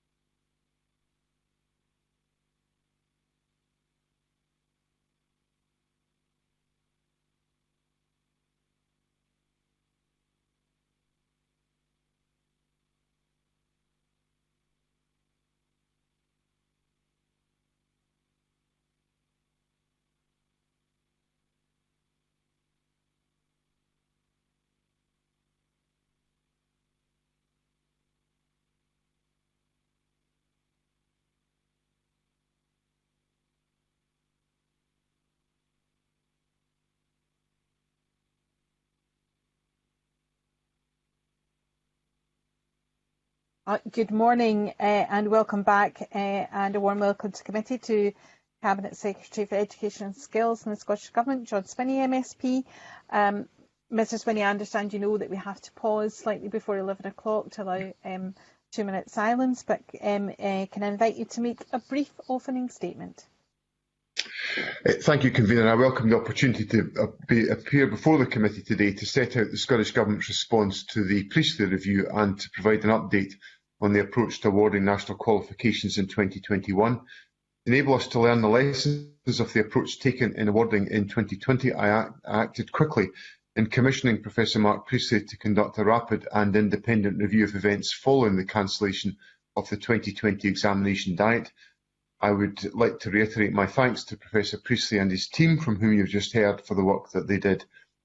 The review made 9 recommendations and the Scottish Government has accepted 8 of those, the 9th looking at an independent review of the 2020 alternative certification model will be considered as part of our future research plans. A key recommendation made to me was the suspension of the 2021 National 5 exam diet, with these qualifications awarded on the basis of centre estimation based on validated assessments. As I set out to Parliament on the 7th of October, that is what we have decided to do. The virus remains with us and it cannot be business as usual. There is no easy solution, and I recognise that any approach we may take will find favour with some and not with others. In coming to the decision to cancel National 5 exams, we spoke to a range of stakeholders, including young people, teachers, parents, colleges and universities. While there will be no National 5 exams, with courses being assessed on the basis of teacher judgment, there will be a slightly delayed higher and advanced higher exam diet. A National Qualifications 2021 group consisting of representatives from local authorities, education unions, colleges, the Scottish Government and chaired by the SQA is working to deliver specific subject guidance for National 5 courses, to develop the approach to assessment of National 5 courses and to consider possible contingency measures should the higher and advanced higher diet not be able to go ahead. There is a strong commitment by stakeholders involved in this group to work together to develop an appropriate alternative approach to assessment, and this approach will have the fair recognition of the individual efforts of young people at its heart. Awards will not be given or taken away on the basis of a statistical model, nor on the basis of a school's past performance. I informed the Parliament last week that the start of the higher and advanced higher exam diet would be brought forward slightly to Monday the 10th of May. This is in order to minimise the risk of excessive burden being placed on candidates who may otherwise have had to sit multiple exams on the same day. While our aim is to ensure that schools remain open, I am conscious that some individual pupils or groups of pupils may be adversely impacted by COVID-related absences. It is important that the awarding process is fair to all pupils and that no pupil is disadvantaged by circumstances out with their control. I'm committed to delivering on the other recommendations of the Priestley review, and in particular, I know there is significant interest in how appeals will be taken forward. The SQA will take forward a review on this point, and they must engage with stakeholders, including learners, in doing so. This work must be undertaken compatibly with our commitment to incorporate the United Nations Convention on the Rights of the Child into domestic law. There are many challenging issues around this area, Convener, but the Government is committed to addressing these questions in partnership with our stakeholders and with learners. And I look forward to discussing these issues with the committee this morning. Thank you very much, Cabinet Secretary. I think we may have time to squeeze in maybe just one contribution from one of the members. Can I invite Mr Johnson to ask his questions? Thank you, Convener. Professor Priestley was quite clear in his evidence to us that the decision not to have a final qualitative check once the moderation had taken place at a centre level was a key change. In retrospect, do you agree that was a very significant change? And do you think that perhaps that should have been given more focus at the time? The difficulty that has been explained to the committee before on this question was essentially the question of the availability of time to do that exercise, and also the ability to ensure that such an approach could have given fairness and delivered fairness to all learners as part of the process. The SQA's judgment on that question was that certainly on the latter point, it was difficult to conceive of how fairness could be applied in what is essentially the conducting of some subjective conversations with members of the teaching staff that were not happening in all circumstances across all centres. Because the point that Mr Johnson puts to me, and I think it was discussed with Professor Priestley this morning, was more about examples which could be judged to be outliers. So that concept means that not all centres could be engaged in that process. Now, obviously, we were dealing with very acute circumstances of difficulty, because we did not have the normal range of materials to be able to focus on those conversations. Indeed, when such discussions would be taking place, there would have been significant constraints in accessing evidence to enable such dialogue to happen. So I recognise the significance of the point that Mr Johnson puts to me, but I don't think there was an easy answer to the challenge that it involves. Thank you. Convener, I'm slightly mindful of the time. I think I might be able to ask a question, but I'm not sure I'll get necessarily to the end of it, and certainly not provide the Cabinet Secretary with the opportunity to answer it. Well, I'll just on that, if I could just put the point that I just put to Professor Priestley at the end there. I wonder if the Cabinet Secretary could reflect on the nature of decision making, those points which are strategic, and whether or not you essentially we ended up with a very statistical approach, an exclusively statistical approach, and I think that was a strategic decision. I just wonder if the Cabinet Secretary has reflections on whether or not those decisions were made at the appropriate level, and whether some of those decisions should have been escalated.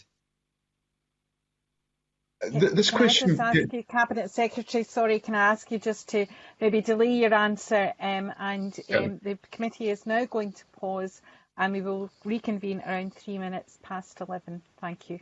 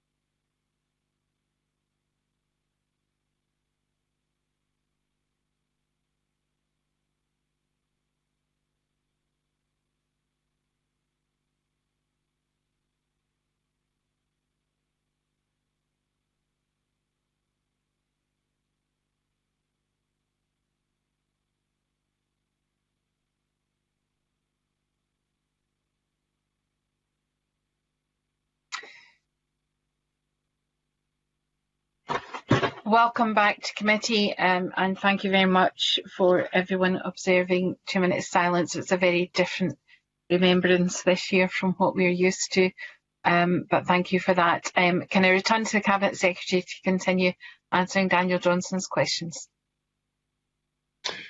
Thank you, Convener. Mr. Johnson's question, I think, gets to the heart of some of the difficult questions that exist here. If we look first of all at the governance arrangements around the running of exams, if I look at that question and not particularly refer to the 2020 diet, essentially the government commissions the SQA to run an exam diet and assessment process around our national qualifications. And the government will set out some strategic parameters in that exercise, and then once those are set out, we essentially leave it to the SQA to undertake that process. Then ultimately, a week before the results are announced, or it's actually just a few days before the results are announced, the government is given access under the pre-release of statistics access code to the information that has been generated by the results. Now, clearly, there are elements of the decision-making and guidance that the government can set out as to what should be the parameters of the approach to exams, and those generally don't change from year to year because we're interested in the application of consistent standards so that the performance of a young person in, for example, 2018 can be compared to the performance of a young person in 2019, so that both cohorts in 2018 and 2019 can have their qualifications viewed with equal esteem based on the consistent application of standards. So generally, we would not be revising those to any significant extent. Now, in 2020, obviously, we faced a very different set of circumstances. So what I specified to the SQA when I instructed the cancellation of the exam diet for circumstances with which we are all familiar, I indicated to the SQA that they should design an alternative certification model that maintains standards. And that, I think, set the parameters of decision-making that the SQA could and should undertake. And the SQA responded to that and put in place a mechanism that enabled that to be the case, so that the question we could answer at the end of the awarding process was that standards had been maintained, so that the candidates of 2020 would have their qualifications judged equally with the candidates of 2019, 2018, 2017, and so on and so forth. Where I unreservedly accept that there was a problem is that in the application of a statistical approach to try to secure that outcome, the performance varied significantly from candidate to candidate and school to school. And that, therefore, in the fulfilment of the strategic direction I had set for the SQA, the awarding process set out the difficulties and the issues with which we all became very familiar in the early part of August.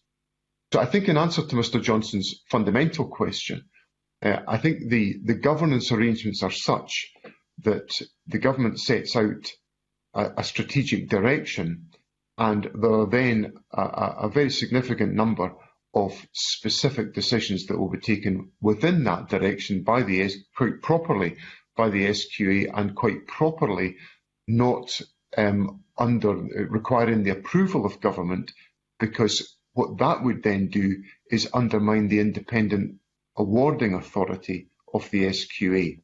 And I think that would undermine one of the fundamental principles of our awarding process. I'm sorry that was a very long answer, Convener, but Mr. Johnson's question merits that degree of detail to answer it properly. Okay, Mr. Johnson? So on those very points, in short, the mechanisms and methodology, precise methodologies used to examine candidates in normal times as well as in this case, are quite properly a matter of the SQA.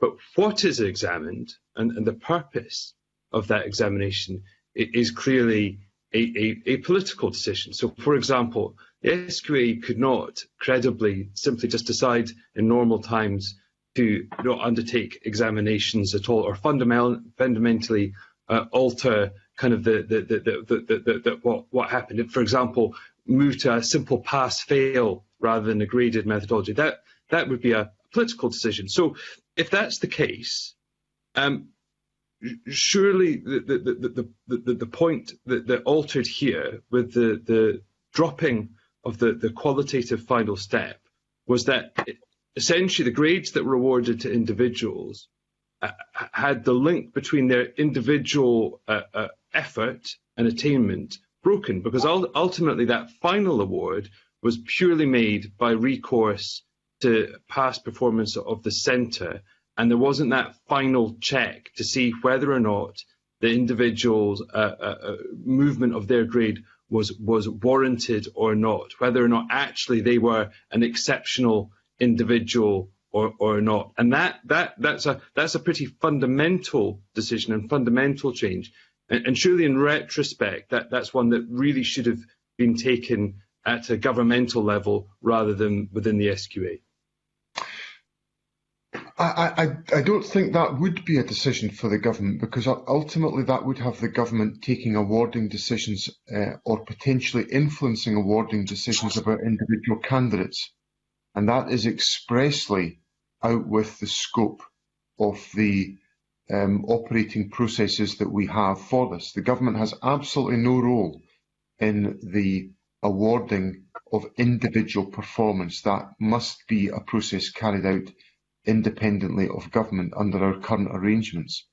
So I wouldn't accept that is something that potentially would be a decision the government should take. We commissioned the model, which was to essentially answer the question of how, in the absence of an examination diet, we could award qualifications without an exam taking place.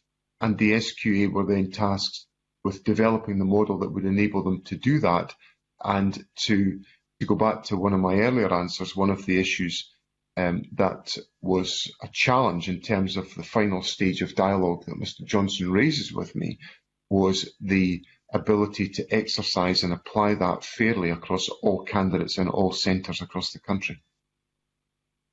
But it's not really a question of individual award. That is a question of fundamentally what the methodology achieves, is it not? And is that fundamental point of methodology, not in detail, but fundamentally, what is it we're awarding, an individual or an examination centre? That's pretty fundamental, is it not? And that's a question of methodology, not individual award. And I accept the government shouldn't be involved in individual awards, but surely it should be involved in the purpose and effect of the examination system. I think the core question, I think, is to what extent was the focus of the government's direction to the SQA of essentially developing an alternative certification model that maintains standards. The debate is the extent to which that question was answered. And I think, obviously, with the benefit of what I've said to Parliament and to the committee before about that, we clearly acknowledge that was not, that there were significant weaknesses in how that was undertaken. But the intention, Mr Johnson's asking me a number of questions about where does the proper responsibility for these matters lie. And I'm openly accepting that the government sets the direction, but the way in which that direction is fulfilled is carried out independently at arm's length by the SQA, and our current arrangements would require that to be the case. Thank you. I have no further questions. Can I move to Ms Mackay to be followed by Mr Gray? Thank you, Convener. Good morning, Cabinet Secretary. In your opening statement, you said that the government have agreed to the Priestley recommendation to review the appeal system in context with the UNCRC being incorporated into Scottish law. Professor Priestley agreed this morning that more could have been done by the SQA to communicate the difference between the post-certification review system and the appeals process. So, firstly, do you agree with this? And also, the committee have had a letter from a parent of an ASN pupil who wants to go to university but can't appeal, and the school therefore becomes the judge. So do you believe that the SQA should be allowing direct appeals from pupils for pupils who are disadvantaged this year? There's a number of points in there, Convener. I think the first point I would say is that the process that the SQA put in place this summer was a 4-stage process, the last of which was essentially the post-certification review process. And that was always acknowledged, and the SQA had indeed built the capacity to deal with a larger number of appeals than would normally be the case because of the unique circumstances in which we were operating. Now, of course, I think we didn't really get to the point where that was necessary.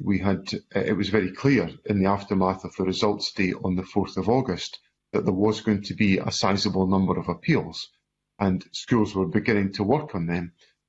But then, of course, with my announcement of the awarding of grades based on teacher estimates on the 11th of August, the requirement to pursue that on the scale that was required was removed. Now, that then, so I think that I'm not sure that there's much more the SQA really needed to do in terms of the communication of that post-certification review process, because it was largely overtaken by events. That then brings on the question of the basis of appeals. And I think this is a very difficult question for 2020, because we provided for appeals to be brought forward on the basis of administrative error within the schools, administrative error within the SQA, and in circumstances where there had potentially been any evidence or examples of discrimination against a particular candidate. And those were the 3 bases upon which appeals could be brought forward.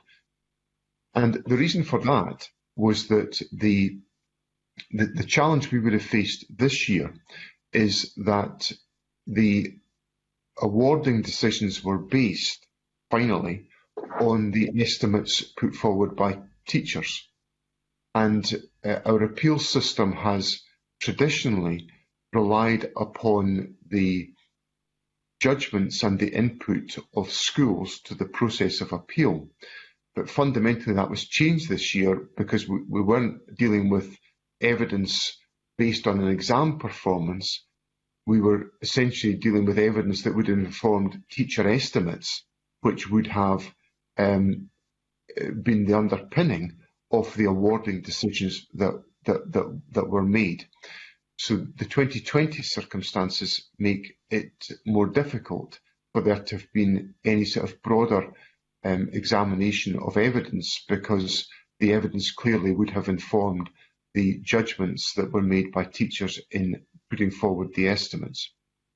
I think the question that Rona Mackay raises with me about the question of direct appeals is an issue we will have to explore in relation to future practice, because I think the requirements that we will take upon ourselves in relation to the the incorporation of the United Nations Convention on the Rights of the Child, I think will pose some challenges for us in the way in which appeals are undertaken. But then, of course, we will not be dealing with the same set of circumstances that we are dealing with in relation to the 2020 process. Thank you, Convener. Can bring in Mr. Gray to be followed by Mr. Green. Thank you very much, and good morning, Cabinet Secretary. The last time you gave evidence to the committee, I think the last time you gave evidence, certainly on this, on the 16th of September, I raised with you the circumstances of those young people who Rona Mackay has just raised, those who were unhappy with the teacher assessment that had been made of their achievement, where they felt that something had not been taken account of, perhaps illness at the time of prelim would be one example. And they found themselves unable to appeal because that appeal could only be made by the school, and the school did not accept that their assessment was wrong. And in the exchange that we had, you said to me that avenues were open for appeal for these young people, but that wasn't the case, and I think you've acknowledged this morning that that isn't the case. Now, earlier on, Professor Priestley was asked whether, in his view, it was too late for that to be changed, so that these young people, perhaps a relatively small number of young people, but young people facing a significant impact through their inability to appeal the awards that were made to them. Professor Priestley was of the view that it was not too late to change this and to allow a direct appeal from those young people for this year's diet. So I would ask you whether you will consider allowing these young people to appeal what they feel are unfair circumstances in order to achieve the awards that they think they're entitled to. I'm certainly happy to give further consideration to the point that Mr. Gray raises, but I think there's a particular challenge which I highlighted in my answer to Rona Mackay, which is about the basis upon which those judgments could be arrived at. And that's on the basis of the availability of evidence, because fundamentally the evidence base that should be available to a school upon which the judgments were made in the submission of estimates in 2020 would be the same evidence base that would be available for any of the consideration of the points that Mr. Gray puts to me. So I think, subject to that point being acknowledged, I'm happy to consider these issues further. I have looked very carefully at some of these questions, and I find it difficult to get beyond the issue that we have encountered this year, because the system was predicated and finally awarded on the basis of the decisions that the estimates that were submitted by individual teachers. Now, there are, Mr. Gray mentioned in his question, circumstances, for example, where a young person might have been ill or affected by a prelim, and of course the arrangements for exceptional circumstances would, I would have thought, been relevant in those circumstances. But I think there's a number of avenues that have been available for these questions to be explored. But I certainly will give further consideration to the point that Mr. Gray has put to me this morning. Well, let me make 2 points. The young person or their parents may feel that the circumstances were exceptional.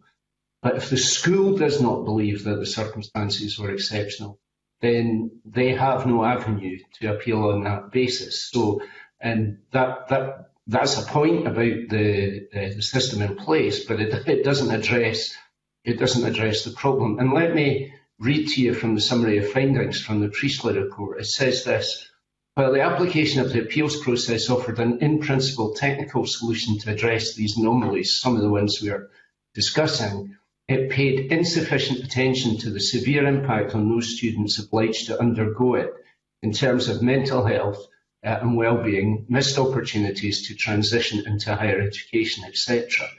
So this is a relatively small group of young people, but the consequences of the system which was put in place are very serious for them, and the Priestley Review acknowledges that. I'm very pleased, Cabinet Secretary, that you've said you'll reconsider that, but time is marching on. We are now in November, so if you are to reconsider it, and if there is going to be any benefit for this group of young people, it is something on which you must decide almost immediately. So could you explain to me, when you say I will consider that, how you're going to consider it, and how you're going to tell these young people, or when you're going to tell these young people, if they will in fact be able to seek some redress for their situation. They need that now. Well, I'll consider the issues, but I also inserted the caveat that we have to consider the issue of the evidence base to enable this to be judged, and I'm perfectly happy to consider it, but equally, Mr. Gray has to accept the fact that there has to be an evidence base to enable us to do that, and I have indicated in my contribution in my previous discussions with the committee the challenge that is raised by that question, given the fact that that evidence base is the same evidence base that has influenced the judgment, well, that's led to the judgment of a teacher in putting forward particular estimates about an individual candidate. So that has to be acknowledged as part of this process, that there is no easy alternative approach to the one that we have taken, having taken the decision, which I know that Mr. Gray has supported, that we should anchor the judgments that we are making in 2020 exclusively on the judgment of teachers. And that is it's a significant obstacle that has to be overcome, having taken that decision, which has informed the awarding process for 2020. But I will give consideration to it. I'll discuss the issues that have been wrestled with about the nature of appeals with the SQA and consider what steps we can take.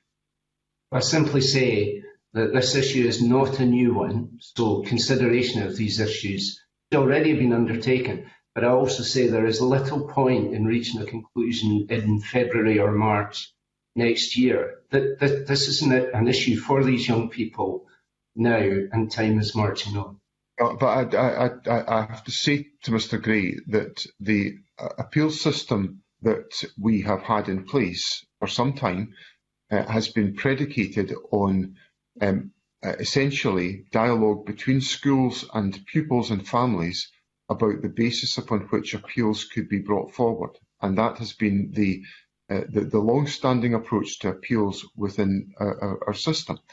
We changed those arrangements this year because we opted for a teacher-based estimated model, which Mr. Gray has supported, which I think changes the nature of the approach that we can take to the gathering of evidence, because in any other appeal situation, there would have to be a gathering of evidence to enable some information to be put in place, because the decision makers in the previous pre-2020 situation, the decision makers exclusively on awarding were the exam contribution and decision taken by the SQA. In 2020, the decision was the work of young people and the awarding estimate of the teacher. And that makes for very different circumstances to enable me to fulfil the point that Mr. Gray puts to me as a consequence of our decision, which we've all accepted is the right way to proceed in 2020, to award based on teacher estimate. A gathering and selection of evidence by the school, and in certain circumstances it is the selection of that evidence which is at issue here, and there is no route for those young people to challenge that through the appeals process. That is the issue, and I do appreciate, Cabinet Secretary, that you have said you will reconsider this, so thank you very much. If we could move on, can I have Mr. Green to be followed by Jamie Halcrow-Johnson? Thank you, Convener. Good morning, Cabinet Secretary. I think this really gets to the nub of this, is we've heard a lot of evidence and the report goes into great detail as to the role that the SQA played versus the role that the government had in all of this. What does the Cabinet Secretary think of the suggestion that really this comes down to two fundamental problems with the SQA? One is a cultural issue, in that we know that they've really refused to either apologise or express any regret as to what happened this year, merely stating that they were simply acting under orders of what was asked of them, delivered by the government, which they believed they were delivering until the government asked them to do something else. The other one is clearly an obvious lack of resource or ability to deal with situations like this. And we can state that because of evidence in two very specific things, Cabinet Secretary. The first is that they were advised that they should engage with schools and teachers and head teachers when the estimates were delivered, because there were clearly large variations and anomalies in those estimations. And some of the issues that we had to deal with could have been addressed at that stage if they had the resource and ability to do so, but clearly they didn't. And the second was the scale of the appeals that were coming in, or that could have come in after the exam results were announced after the moderation process. And again, the sheer scale of that was something that could have overwhelmed them and therefore required intervention to completely annul that process, as you did. So what do you make of those suggestions that lie as deep-rooted problems within the SQA?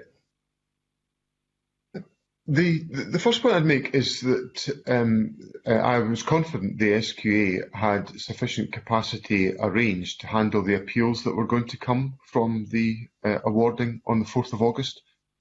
Very confident that they had the resources in place and they had prepared on that basis. So I don't think the SQA can be faulted for that. The fact that it wasn't required was a consequence of the decision that I took and announced to Parliament on the 11th of August. So I don't think anyone can marshal criticism of the SQA for not being ready to handle appeals. They knew there was going to be a big volume, they had planned for that, and they had recruited the resources to do that. So that's the first point. The second is that I think there's obviously a lot of focus on the question of dialogue with individual schools about performance. Now, one of the issues which has troubled many people, and I understand it and I empathise with it, is that there was too much emphasis in the application of the SQA model on the past performance of schools. But if the SQA was to try to identify outliers, they would inevitably have been focusing on the past performance of schools, because an outlier could only be defined as a school who had significantly changed its estimates compared to its past performance. That's the only way that such an outlier could be identified.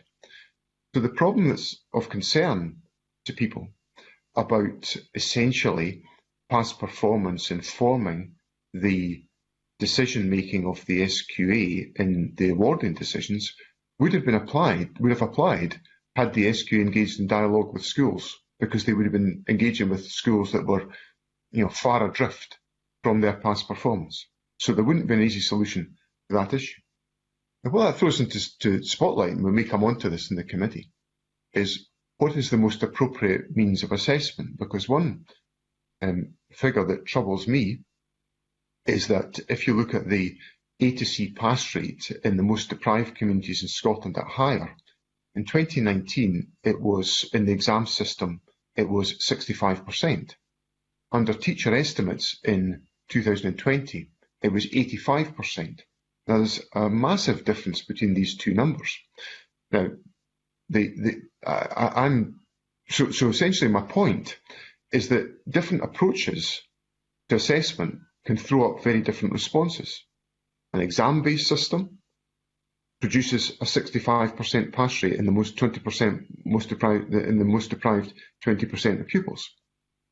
An assessment based on teacher estimate generates 85%. Now, these are two different numbers, and I'm not going to sit here and say one is right and one is wrong. I'm just simply saying they're different. And that exposes a huge question about what is the most appropriate method of assessing the achievements and the attainment of pupils. The last point I'd make about the SQA is that the SQA gets knocked and criticised by many people, and there are things that the SQA does not get right, and it's important that all public bodies face up to things that they don't get right. I think we also all have to accept that the SQA often, invariably every year, has to be an organisation that gives out news to people that they would rather not receive, because they are saying to some pupils, I'm afraid you didn't get the grade that you were looking for. And that's tough and difficult, but it has to be done if we want to maintain standards throughout our examination system. But that then naturally leads to a lot of criticism of the SQA and for seemingly not being close to people about decision making. But ultimately, somebody has to make those decisions about awarding, and it's the SQA that has to do that. And sometimes that can involve the taking of difficult decisions, which I might add, nobody in the SQA relishes doing, because from my experience of the SQA, I see an organisation that is very professionally focused on making sure that young people are able to fulfil their potential. Thank you for that answer. I don't think people question the professionalism of individuals who work in public agencies, but I think we cannot hide from the fact that there's clear evidence that the teachers themselves were extremely disappointed by the lack of engagement during the whole process. I mean, that is evident in not just Professor Priestley's paper, but in other sessions that we had, including focus groups that this committee had with teachers. That lack of engagement is tangible and regrettable, I'd say. But I think you have touched on a wider point, and this really gets to the nub of it, is we are in a situation, though, where the moderation process, which I think everyone admits is necessary to an extent, delivered a set of results which was not just unpopular but unfair.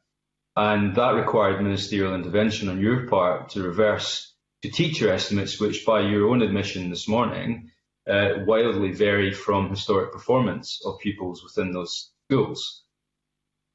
That leaves a huge conundrum as to what happens next year, because we don't and cannot guarantee where we will be at that time. So could we end up in the same situation where we do have to revert to teacher estimates, which, again, by your admission, could vary from historic average standards? Would that guarantee any sort of consistency year on year with awards? And given that time is extremely short, as Mr. Gray pointed out, what are you doing to address that fundamental problem of how we award pupils, whether it's exams, teacher estimates, coursework, or a mixture of all of the above? Well, I've obviously taken decisions on that already, because we're not having a national 5 exam diet. We're going to have teacher assessments and teacher estimates, and the SQA is currently providing to schools items of that form the basis of assessments that can be undertaken within the normal arrangements for teaching activities within our schools to save teachers the requirement to generate these assessments themselves. So the SQA is making that material available as we speak across all subject areas, so that teachers can access the assessments that have been produced by the SQA. A lot of these will be extracted from the 2020 examination papers that were not used. There'll be various other materials that will be available to schools, and in the normal run of the arrangements, schools will be able to use these assessments to structure the gathering of evidence to inform their estimates. The SQA has provided guidance to the school system, which has advised against the holding of prelims, so that we can concentrate on the judging of the performance of young people through the year, and to make sure that that information is gathered. They've highlighted the importance of the quality of assessments, not the quantity of assessments, to try to give a very clear signal to the education system that we do not want a cottage industry created which adds to the workload of teachers. We want this to be done efficiently and effectively without additional burden on teachers, as part of the routine run-of-the-mill assessment of pupils' performance which goes on every single year within Scottish education. So all of that is underway for National 5. It obviously provides us with a foundation to enable us to pivot to that approach if it is necessary in relation to hires and advanced hires.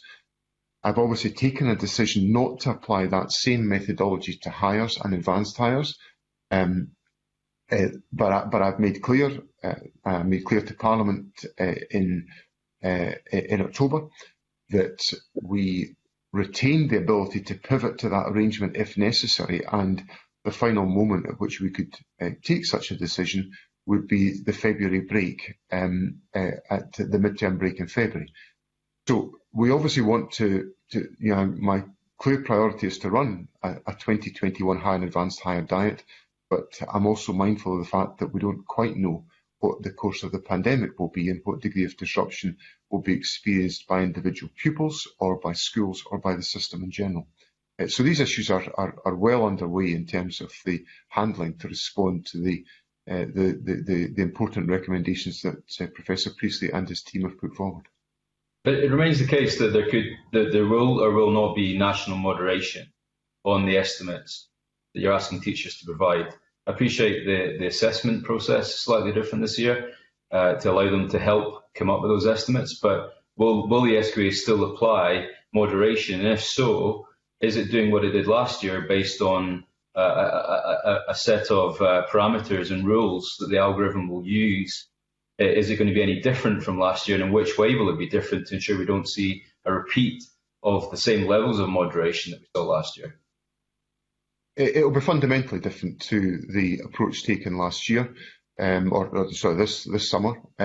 What will happen is that the preparations for this approach are being taken forward in a collegiate fashion, led by the SQA, involving local authorities, directors of education, professional associations, young people, parents.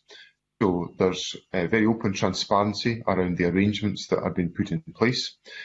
Secondly, the SQA will be supporting the process of assessment by the provision of materials, which I referred to in my answer a moment ago. Thirdly, the SQA will be assisting in the provision of information about standards to assist teachers in forming the judgments that they have got to put in place, and there will be moderation at local level involving schools and local authorities to support that process. There's a big role here for education departments within local authorities to be supporting their schools, in concert with the SQA and the work of the regional improvement collaboratives, to make sure that teachers are making appropriate judgments based on the assessments that they have in front of them, which of course we didn't have that opportunity to do in 2020 because of the fact that we had to close schools almost immediately as I announced the cancellation of the exam diet. So there will be all of that interaction that will take place, and the SQA will be involved in that and will be leading that process, but it will also be motivating partners, particularly in our local authorities, to recognise the role that they've got to perform in relation to the identification and the maintenance of standards. Thank you. I've got a supplementary from Mr. Greer, and then we'll move on to Jamie Halker-Johnson. Thank you, Convener. To return to the points that Jamie Green raised around the structural and the cultural issues at the SQA, but to focus on one of them in particular, Cabinet Secretary, the Equality and Human Rights Commission were clear that the SQA lacks the capacity and the experience to consistently fulfil their public sector equality duty responsibilities. And Professor Priestley has made the point that the SQA see their role as technical and only view equalities through that lens rather than the real impact that it has on individuals. He was also clear that the greater emphasis was placed by the SQA in ensuring that teachers met equality duties than on ensuring the SQA's own moderation process met them. Equality duties aren't optional, they're a legal requirement. So can I ask what steps you've taken to make sure that the SQA actually have both the internal culture and the capacity to meet these equality duties and to handle these issues with a greater seriousness than has apparently been the case up until now? I struggle with that point in the sense that the SQA has undertaken all of the steps that would be required of them statutorily in relation to their public sector equality duties. So that work has been undertaken by the SQA. The approach that they have taken, or that they took during the summer, was essentially to recognise that they could not complete that work until they had completed the whole process, and that that material is now all in the public domain. So I agree with Mr Greer that the exercise of the equalities duty is not optional. It's a statutory requirement. I would expect the SQA to fulfil that, and on the basis of what material has been concluded, I think that has been the case. The Equality and Human Rights Commission have critiqued the material that is available in the public domain. They did engage with the SQA. They have concerns about that organisation's culture and capacity. I think those are quite significant, but this isn't my main line of questioning, so I'm happy to come back, Convener, in relation to the 2021 diet and how it's addressed through that. Thank you, Mr Greer. Can I move to Jamie Halker-Johnson to be followed by Beatrice Wishart? Thank you, and good morning, Cabinet Secretary. I just wanted to ask, in regard to Professor Priestley's review, I think it was extremely helpful given the times, but he did highlight restrictions on time and resources, suggesting it was could have been a year-long academic paper that had to be done in a relatively short time, 6 weeks. So, can I ask, why was the timescale provided to him or allowed to him so short? Was there a restriction in terms of getting the information out to learn for next year? And given those limitations on times and resources, can I ask what further work's being done to pick up on some of the issues that perhaps weren't covered in the review? I mean, just to flag up, Professor Priestley talked about not enough engagement with groups representing younger people, which I think has already been highlighted, and also not enough ability to focus on the algorithm. So I was wondering if you could tell us what further work might be being done on that. Can I just ask Mr Halker-Johnson to clarify one element of his question, which was the point about engagement with young people, about the engagement in Professor Priestley's review or engagement with the whole process of assessment? Yes, sorry, I'm happy to clarify. It was regards to Professor Priestley's review. He felt that he didn't have time, and his team didn't have time to engage with the widest, group of young people's groups that he would have liked to. Okay, I think essentially, Mr Halker-Johnson has answered his own question for me, which is that I wanted to move at pace on the issues raised by the exam diet to make sure that our approach to 2021, when we are still in the midst of the pandemic, could be informed by independent thinking that would challenge the way in which the government had exercised its responsibilities and directed the SQA to exercise its responsibilities. So the limited timescale was designed to do that. I have to say, it's I'm quite sure it could have been a 12-month academic paper and exercise. I'm sure there would have been the possibility of that. But I'm also, in looking at it, I find it a very crisp and direct response to the challenges that we face. And of course, in commissioning Professor Priestley, I was commissioning a respected academic who has a really strong track record in this area of activity. So essentially, I was obtaining expertise that I knew would be able to quickly assimilate and assess all of these issues, to engage appropriately and to give us recommendations. Professor Priestley had no learning curve required to undertake this exercise because he and Dr. Shapira, as the committee will know from their previous encounters, are superbly well qualified to undertake this work. So that was part of the reason why I felt I could probably have a short time. I needed a short time scale because I had to communicate to the education system what was our approach going to be in 2021. And I knew that Professor Priestley would be able would probably be able to do that based on the respected expertise that he brings to everything else that he has done in the past.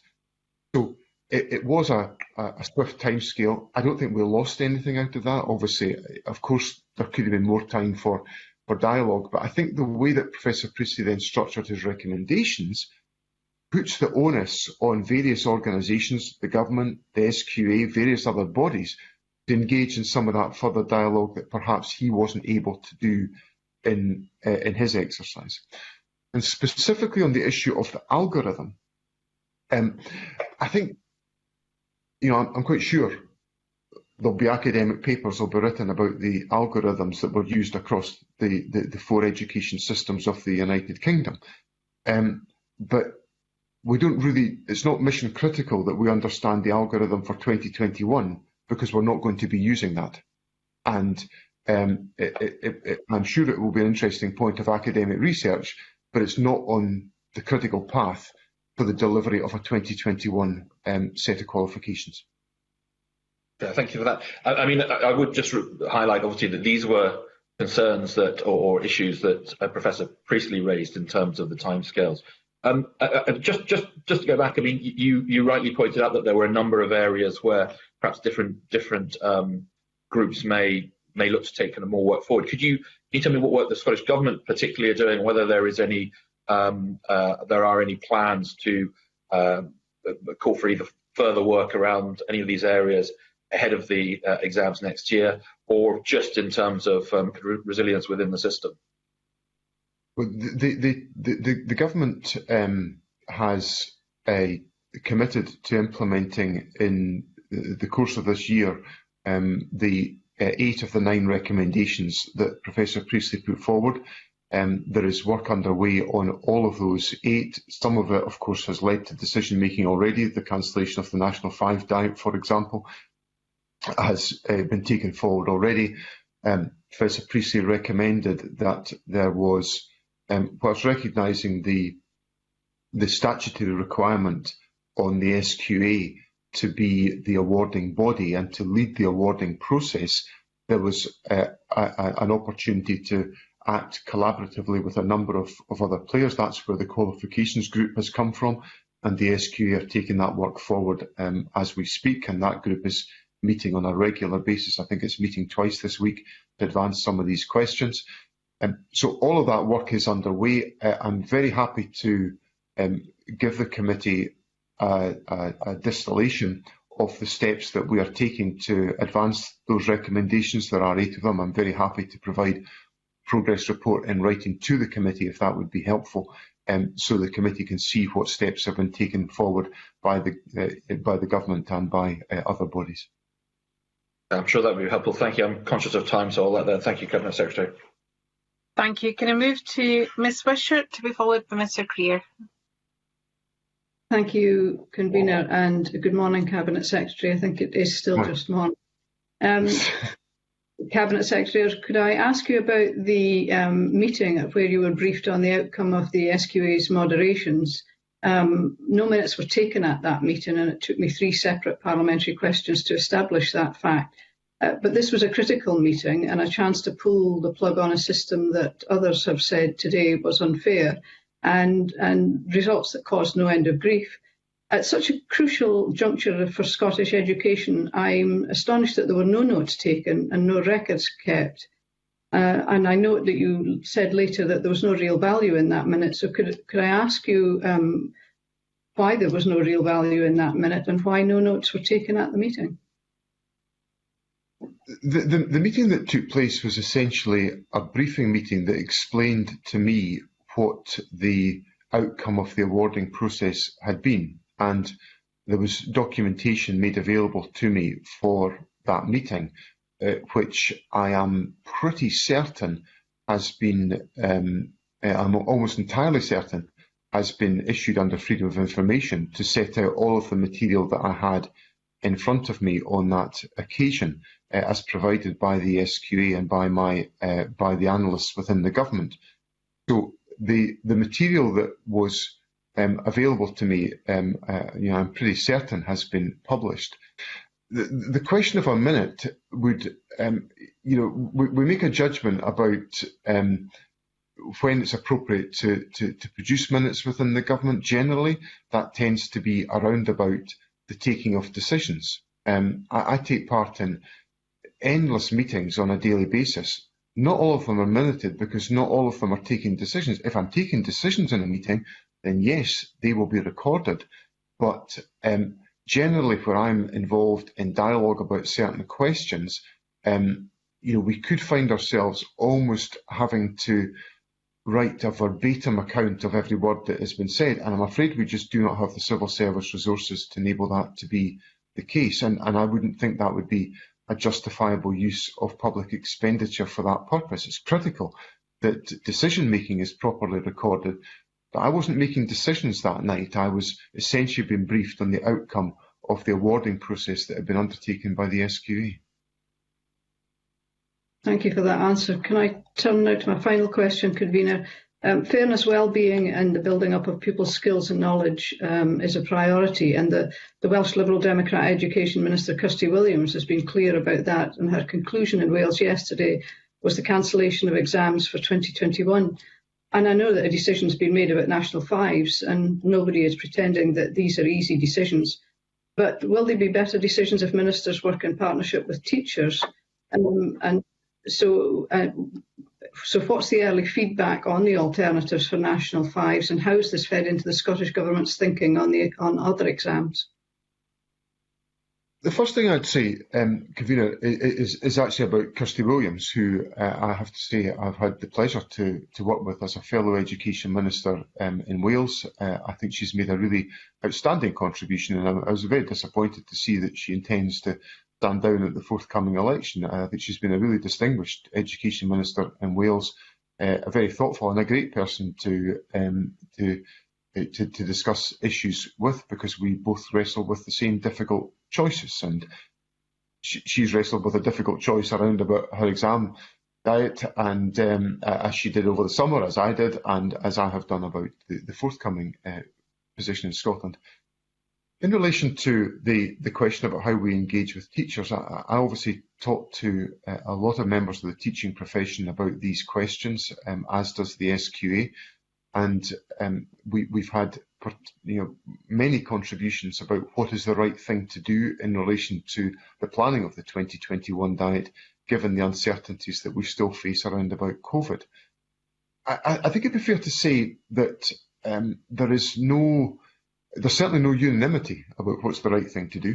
There are different opinions, and teachers will express those different opinions. I was particularly influenced in my thinking about the decisions that I've taken about 2021 by the contribution that Professor Priestley gave me in his review, and also in the submission that I received from a group of head teachers. They're called the Bosch Group, and they bring together a voluntary network of head teachers who argued for much the same type of approach that Professor Priestley argued for. So now, equally, I've had correspondence from teachers and representations saying that we should proceed with the National Five diet. I've equally had recommendations saying we should not proceed with the higher and advanced higher diet. So there are judgments to be made, but where I agree unreservedly with Beatrice Wishart is that the decisions we should take should have at their heart fairness,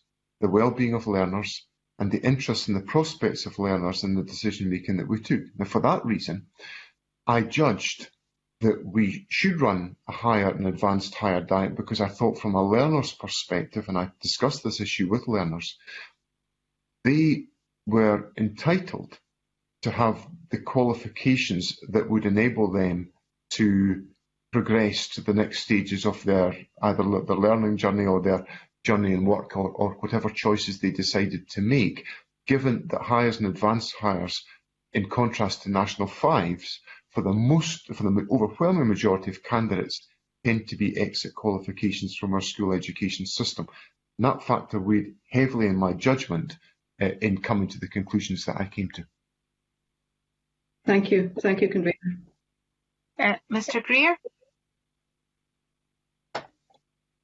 Thank you, Convener. Just to make a quick observation, start off with, Cabinet Secretary, you're somewhat interchangeably using the words exam and qualification.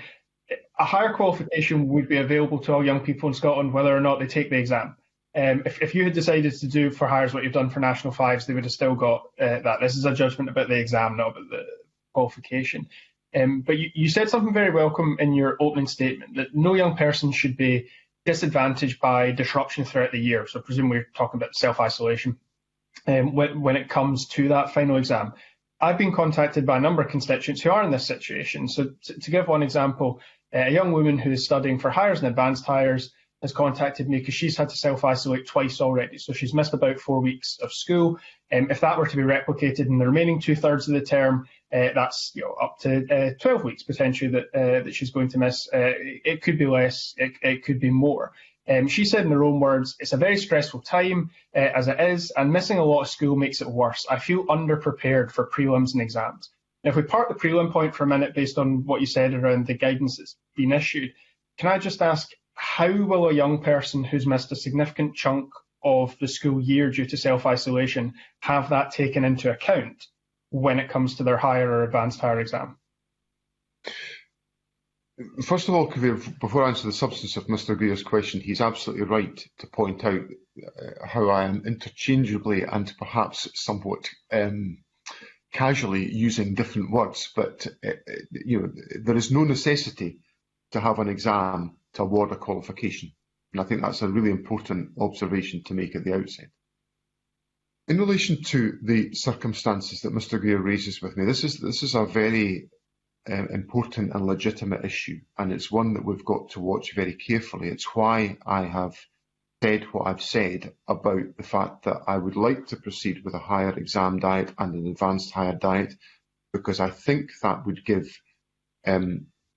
young people greater certainty about their qualifications and the ability to be a foundation for the next steps in life. But we have to make sure that is being applied fairly across the board. Now, Mr. Greer raises with me the circumstances of one individual candidate. We have to watch and monitor very carefully the extent to which that experience is any more widespread than either the one candidate that Mr. Greer is raising with me today, or the number, which I am certain, I don't know exactly how many there are, but I do know, and I'm hearing reports from schools about young people who are experiencing the type of disruption that Mr. Greer talks about.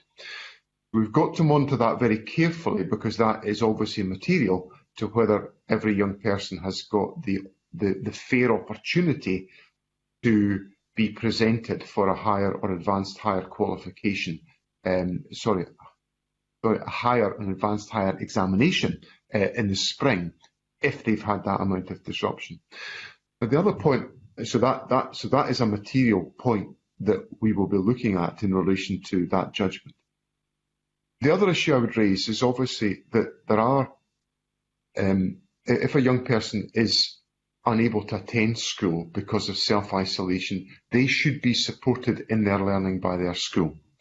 And that should be undertaken by the access to online learning. We are now seeing the availability through the work of eSchool of a very comprehensive proposition, particularly for senior phase candidates, where they will be able to access the digital learning resources that they require to enable them to be able to undertake the curriculum and to give them the best opportunity to complete an examination in those circumstances.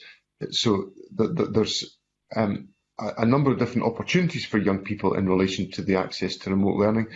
We've been launching or undertaking some study opportunities, out of school hours reinforcement work through eSchool.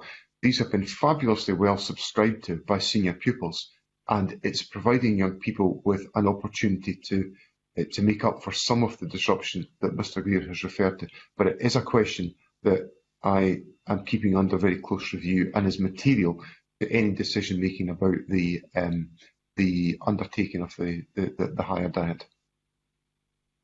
I appreciate that answer, and I appreciate the point the Cabinet Secretary is making that self-isolation doesn't mean education is on pause for that 2 weeks. But I know the Cabinet Secretary himself will appreciate that self-isolation affects different young people very differently, and particularly for young people with a variety of additional support needs, it's far more challenging and far more disruptive if they're not in school. But I listen with interest to the point that the decision that will be taken, I think in February, it was said, will be taken not just on the basis of potential cancellation of the exams themselves, but on what disruption throughout the year has looked like. If I can move on then to the national fives. Mr.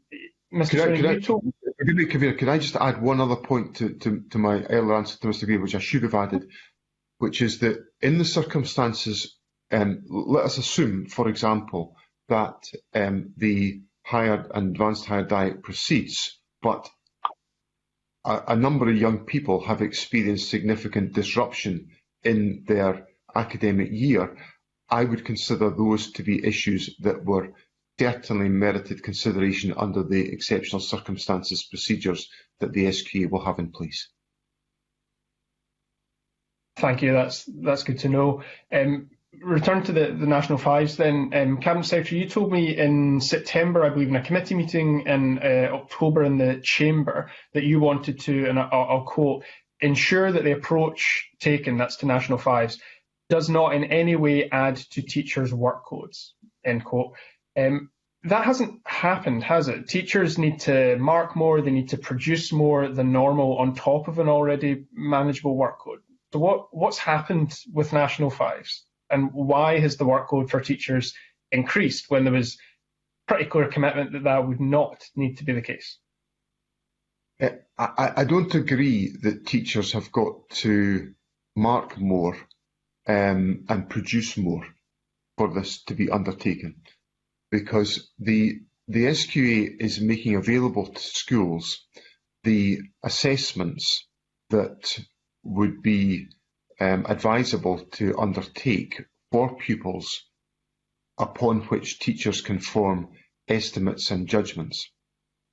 And so that material is going to be produced for schools. It is being produced, is being distributed and made available to schools as we speak. And I don't think teachers have got to mark more, because the SQA have advised against the holding of prelims for National 5, and which obviously would have been set and marked by teachers within individual schools.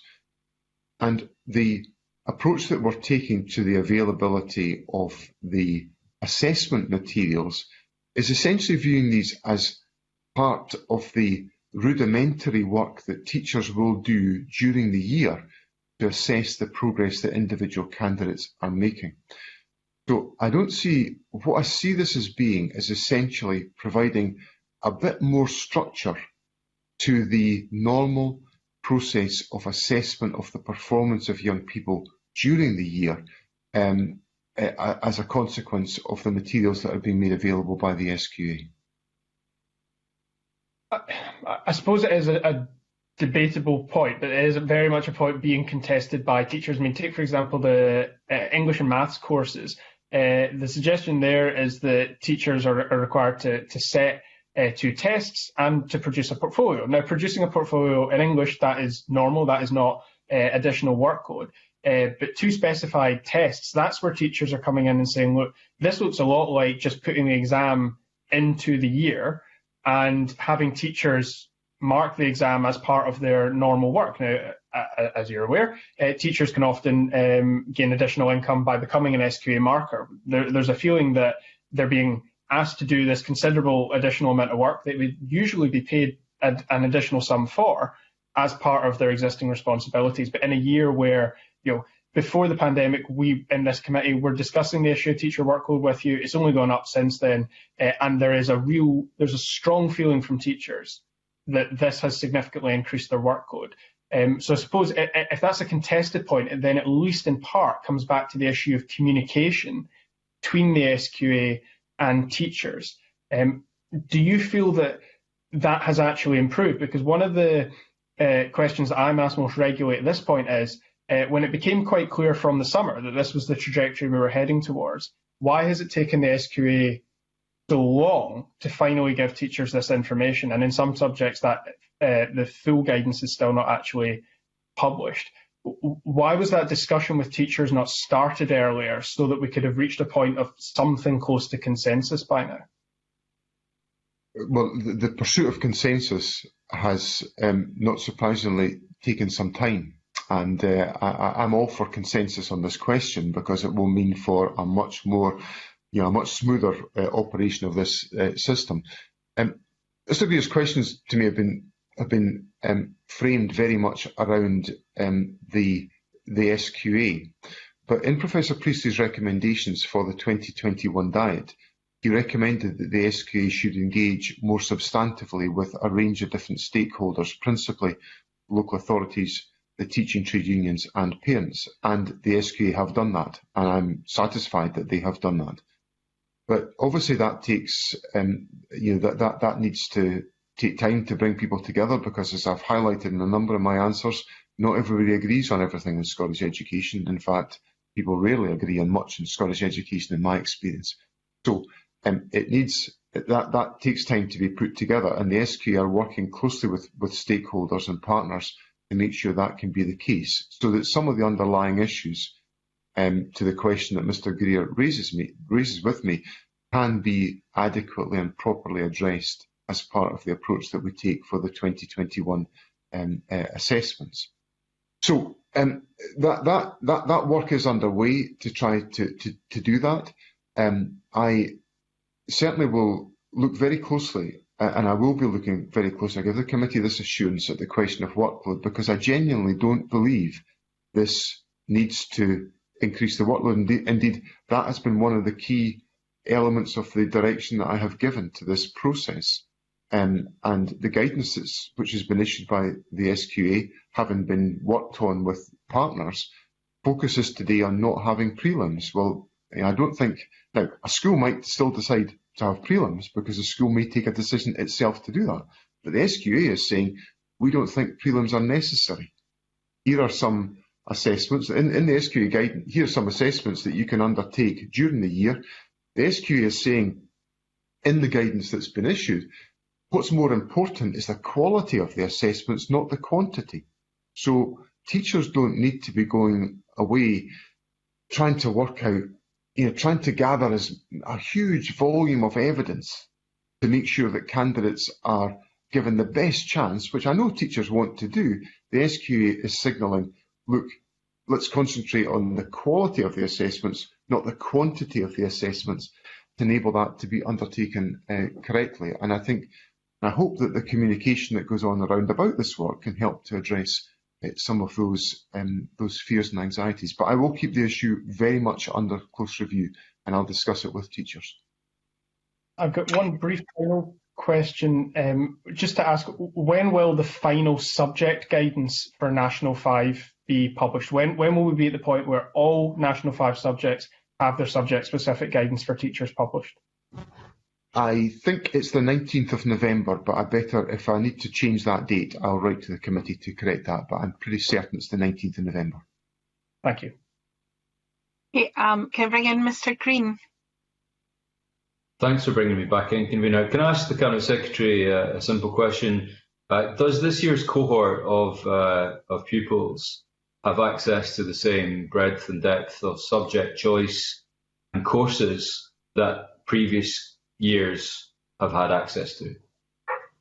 They might not have the same access because of the restrictions of the pandemic, and there are certain circumstances where young people, for example, in level 3 areas, it is difficult for young people to be able to move between school and college because of the pandemic. So there may be examples of that where young people are not able to pursue all of the opportunities they might wish to, but that's on the basis of the public health advice that we're having to follow. Could I ask, in the interest of time, that you could write to the committee to go into that in a bit more detail? It seems to me that there are clearly students who have a reduction or a narrowing of courses or access to courses or subjects. Also from a point of view of parents who may have concerns over this, I think it would be important that we get a little bit more detail on where those do exist, what narrowing has taken place and the reasons for it and justification. I think we've got to be really careful with our language here, because there's no narrowing. There's the following of public health advice. That's what's going on. No narrowing. I'm going to take issue with this language, because unless I'm misunderstanding where Mr. Green is going here, if the insinuation is going to be that opportunities for young people have been narrowed in 2021. The only reason for that is we have a global pandemic on our hands. That's the point. So I don't want this to be framed in the language of narrowing, because I think that we all know what that means. And I totally contest that argument, but I am not in a position where I'm prepared to be casual with public health advice. Okay, well, let me reframe it. Let me turn, and you're welcome to go with me on this, page 43 of Professor Priestley's review into the 2020 situation, who makes it clear, and I'm using language from his review, I haven't made this up. The second last point on his review on that page, around the SQA's own plans for 2021, it states, and I quote directly, the review has uncovered concerns that the proposals will lead to a narrowing of courses with significant implications for education. Related to this, it has been communicated to us that the proposals may impact negatively on attainment, particularly for disadvantaged students. So these are Professor Priestley's words that I'm communicating back to you, Cabinet Secretary. I'm not making them up.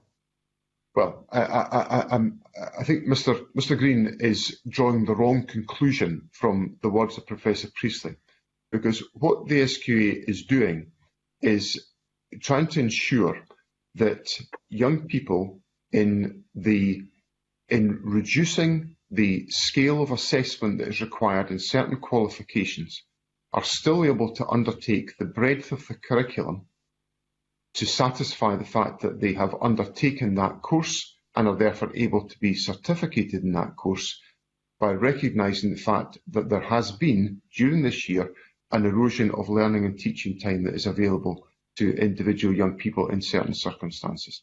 So that's not narrowing of choice, which is what Mr. Green put to me. That's a different concept altogether. And so my answer on the narrowing of choice is based on the fact that there are some opportunities that aren't available for young people just now because of public health advice. And I would have thought we would all, as members of Parliament, accept that point. But what Professor Priestley is indicating is that in certain courses, the SQA are recommending a narrowing, a reduction in the volume of options that are taken forward, which doesn't in any way erode the breadth of the qualification for which a young person is presented. And these are two entirely different concepts. Whichever way you spin it, though, there's still a narrowing. They're two completely different concepts. Yeah, I'll leave it there. Okay, I think Mr. Greer has one final question, Cabinet Secretary. Yes, thank you. Just return to the point around the decision that will be made in February around the exam diet. And Cabinet Secretary, you mentioned looking carefully at what the impact of disruption has been throughout the year. Can I just confirm then what data is being collected? We obviously have pupil absence data that's updated, I think, on basically a weekly basis throughout the year. But it would seem to be incredibly materially important for this decision that absence data is broken down not just by year group, but taking into account other factors such as SIMD and whether or not young people have additional support needs. Because if we find that the number of young people overall who face significant disruption is very small, but it is disproportionately affected, for example, those in SIMD 20 areas or young people with additional needs, that's obviously materially relevant. So can I just check what data is being collected and also how that data is being published? Will that be available to the committee, for example? The data on pupil absence is collected through the CEMAS system, which enables us to look at the patterns of absence and how they're affecting young people. But I think we need to have a degree of information that's more connected than that, which I think can only come from engaging directly with schools. Now, we only have 350 secondary schools in Scotland, so it's not a gargantuan challenge for us to engage in dialogue with local authorities to identify what is the scale of the problem. And I would want to look at this question more by reference to that dialogue than just relying on what the CEMAS system tells us about pupil absence, because we have to be satisfied we are getting all of the detail and the different elements of this process that that need to inform such a decision. So we will be actively monitoring that question. We are already in dialogue with local authorities about it. Some local authorities, actually, I can think of one in Mr Greer's region that's already raising questions about this anecdotally with us about the experience of some pupils. We'll continue that dialogue to enable us to inform a decision. I should also say that Mr Greer said that a decision will be made in February.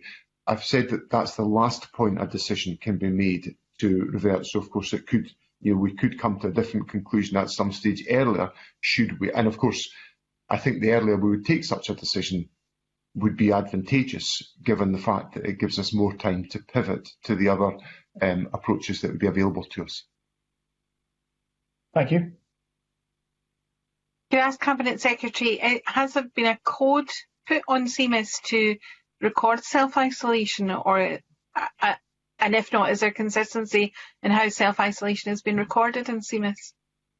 We are seeing information on the basis of COVID-related absences. So I assume there must be a code. I see information on a daily basis, which gives me information on pupil absences and the proportion of those that are for COVID-related reasons and for non-COVID related reasons and authorised absences and various other criteria.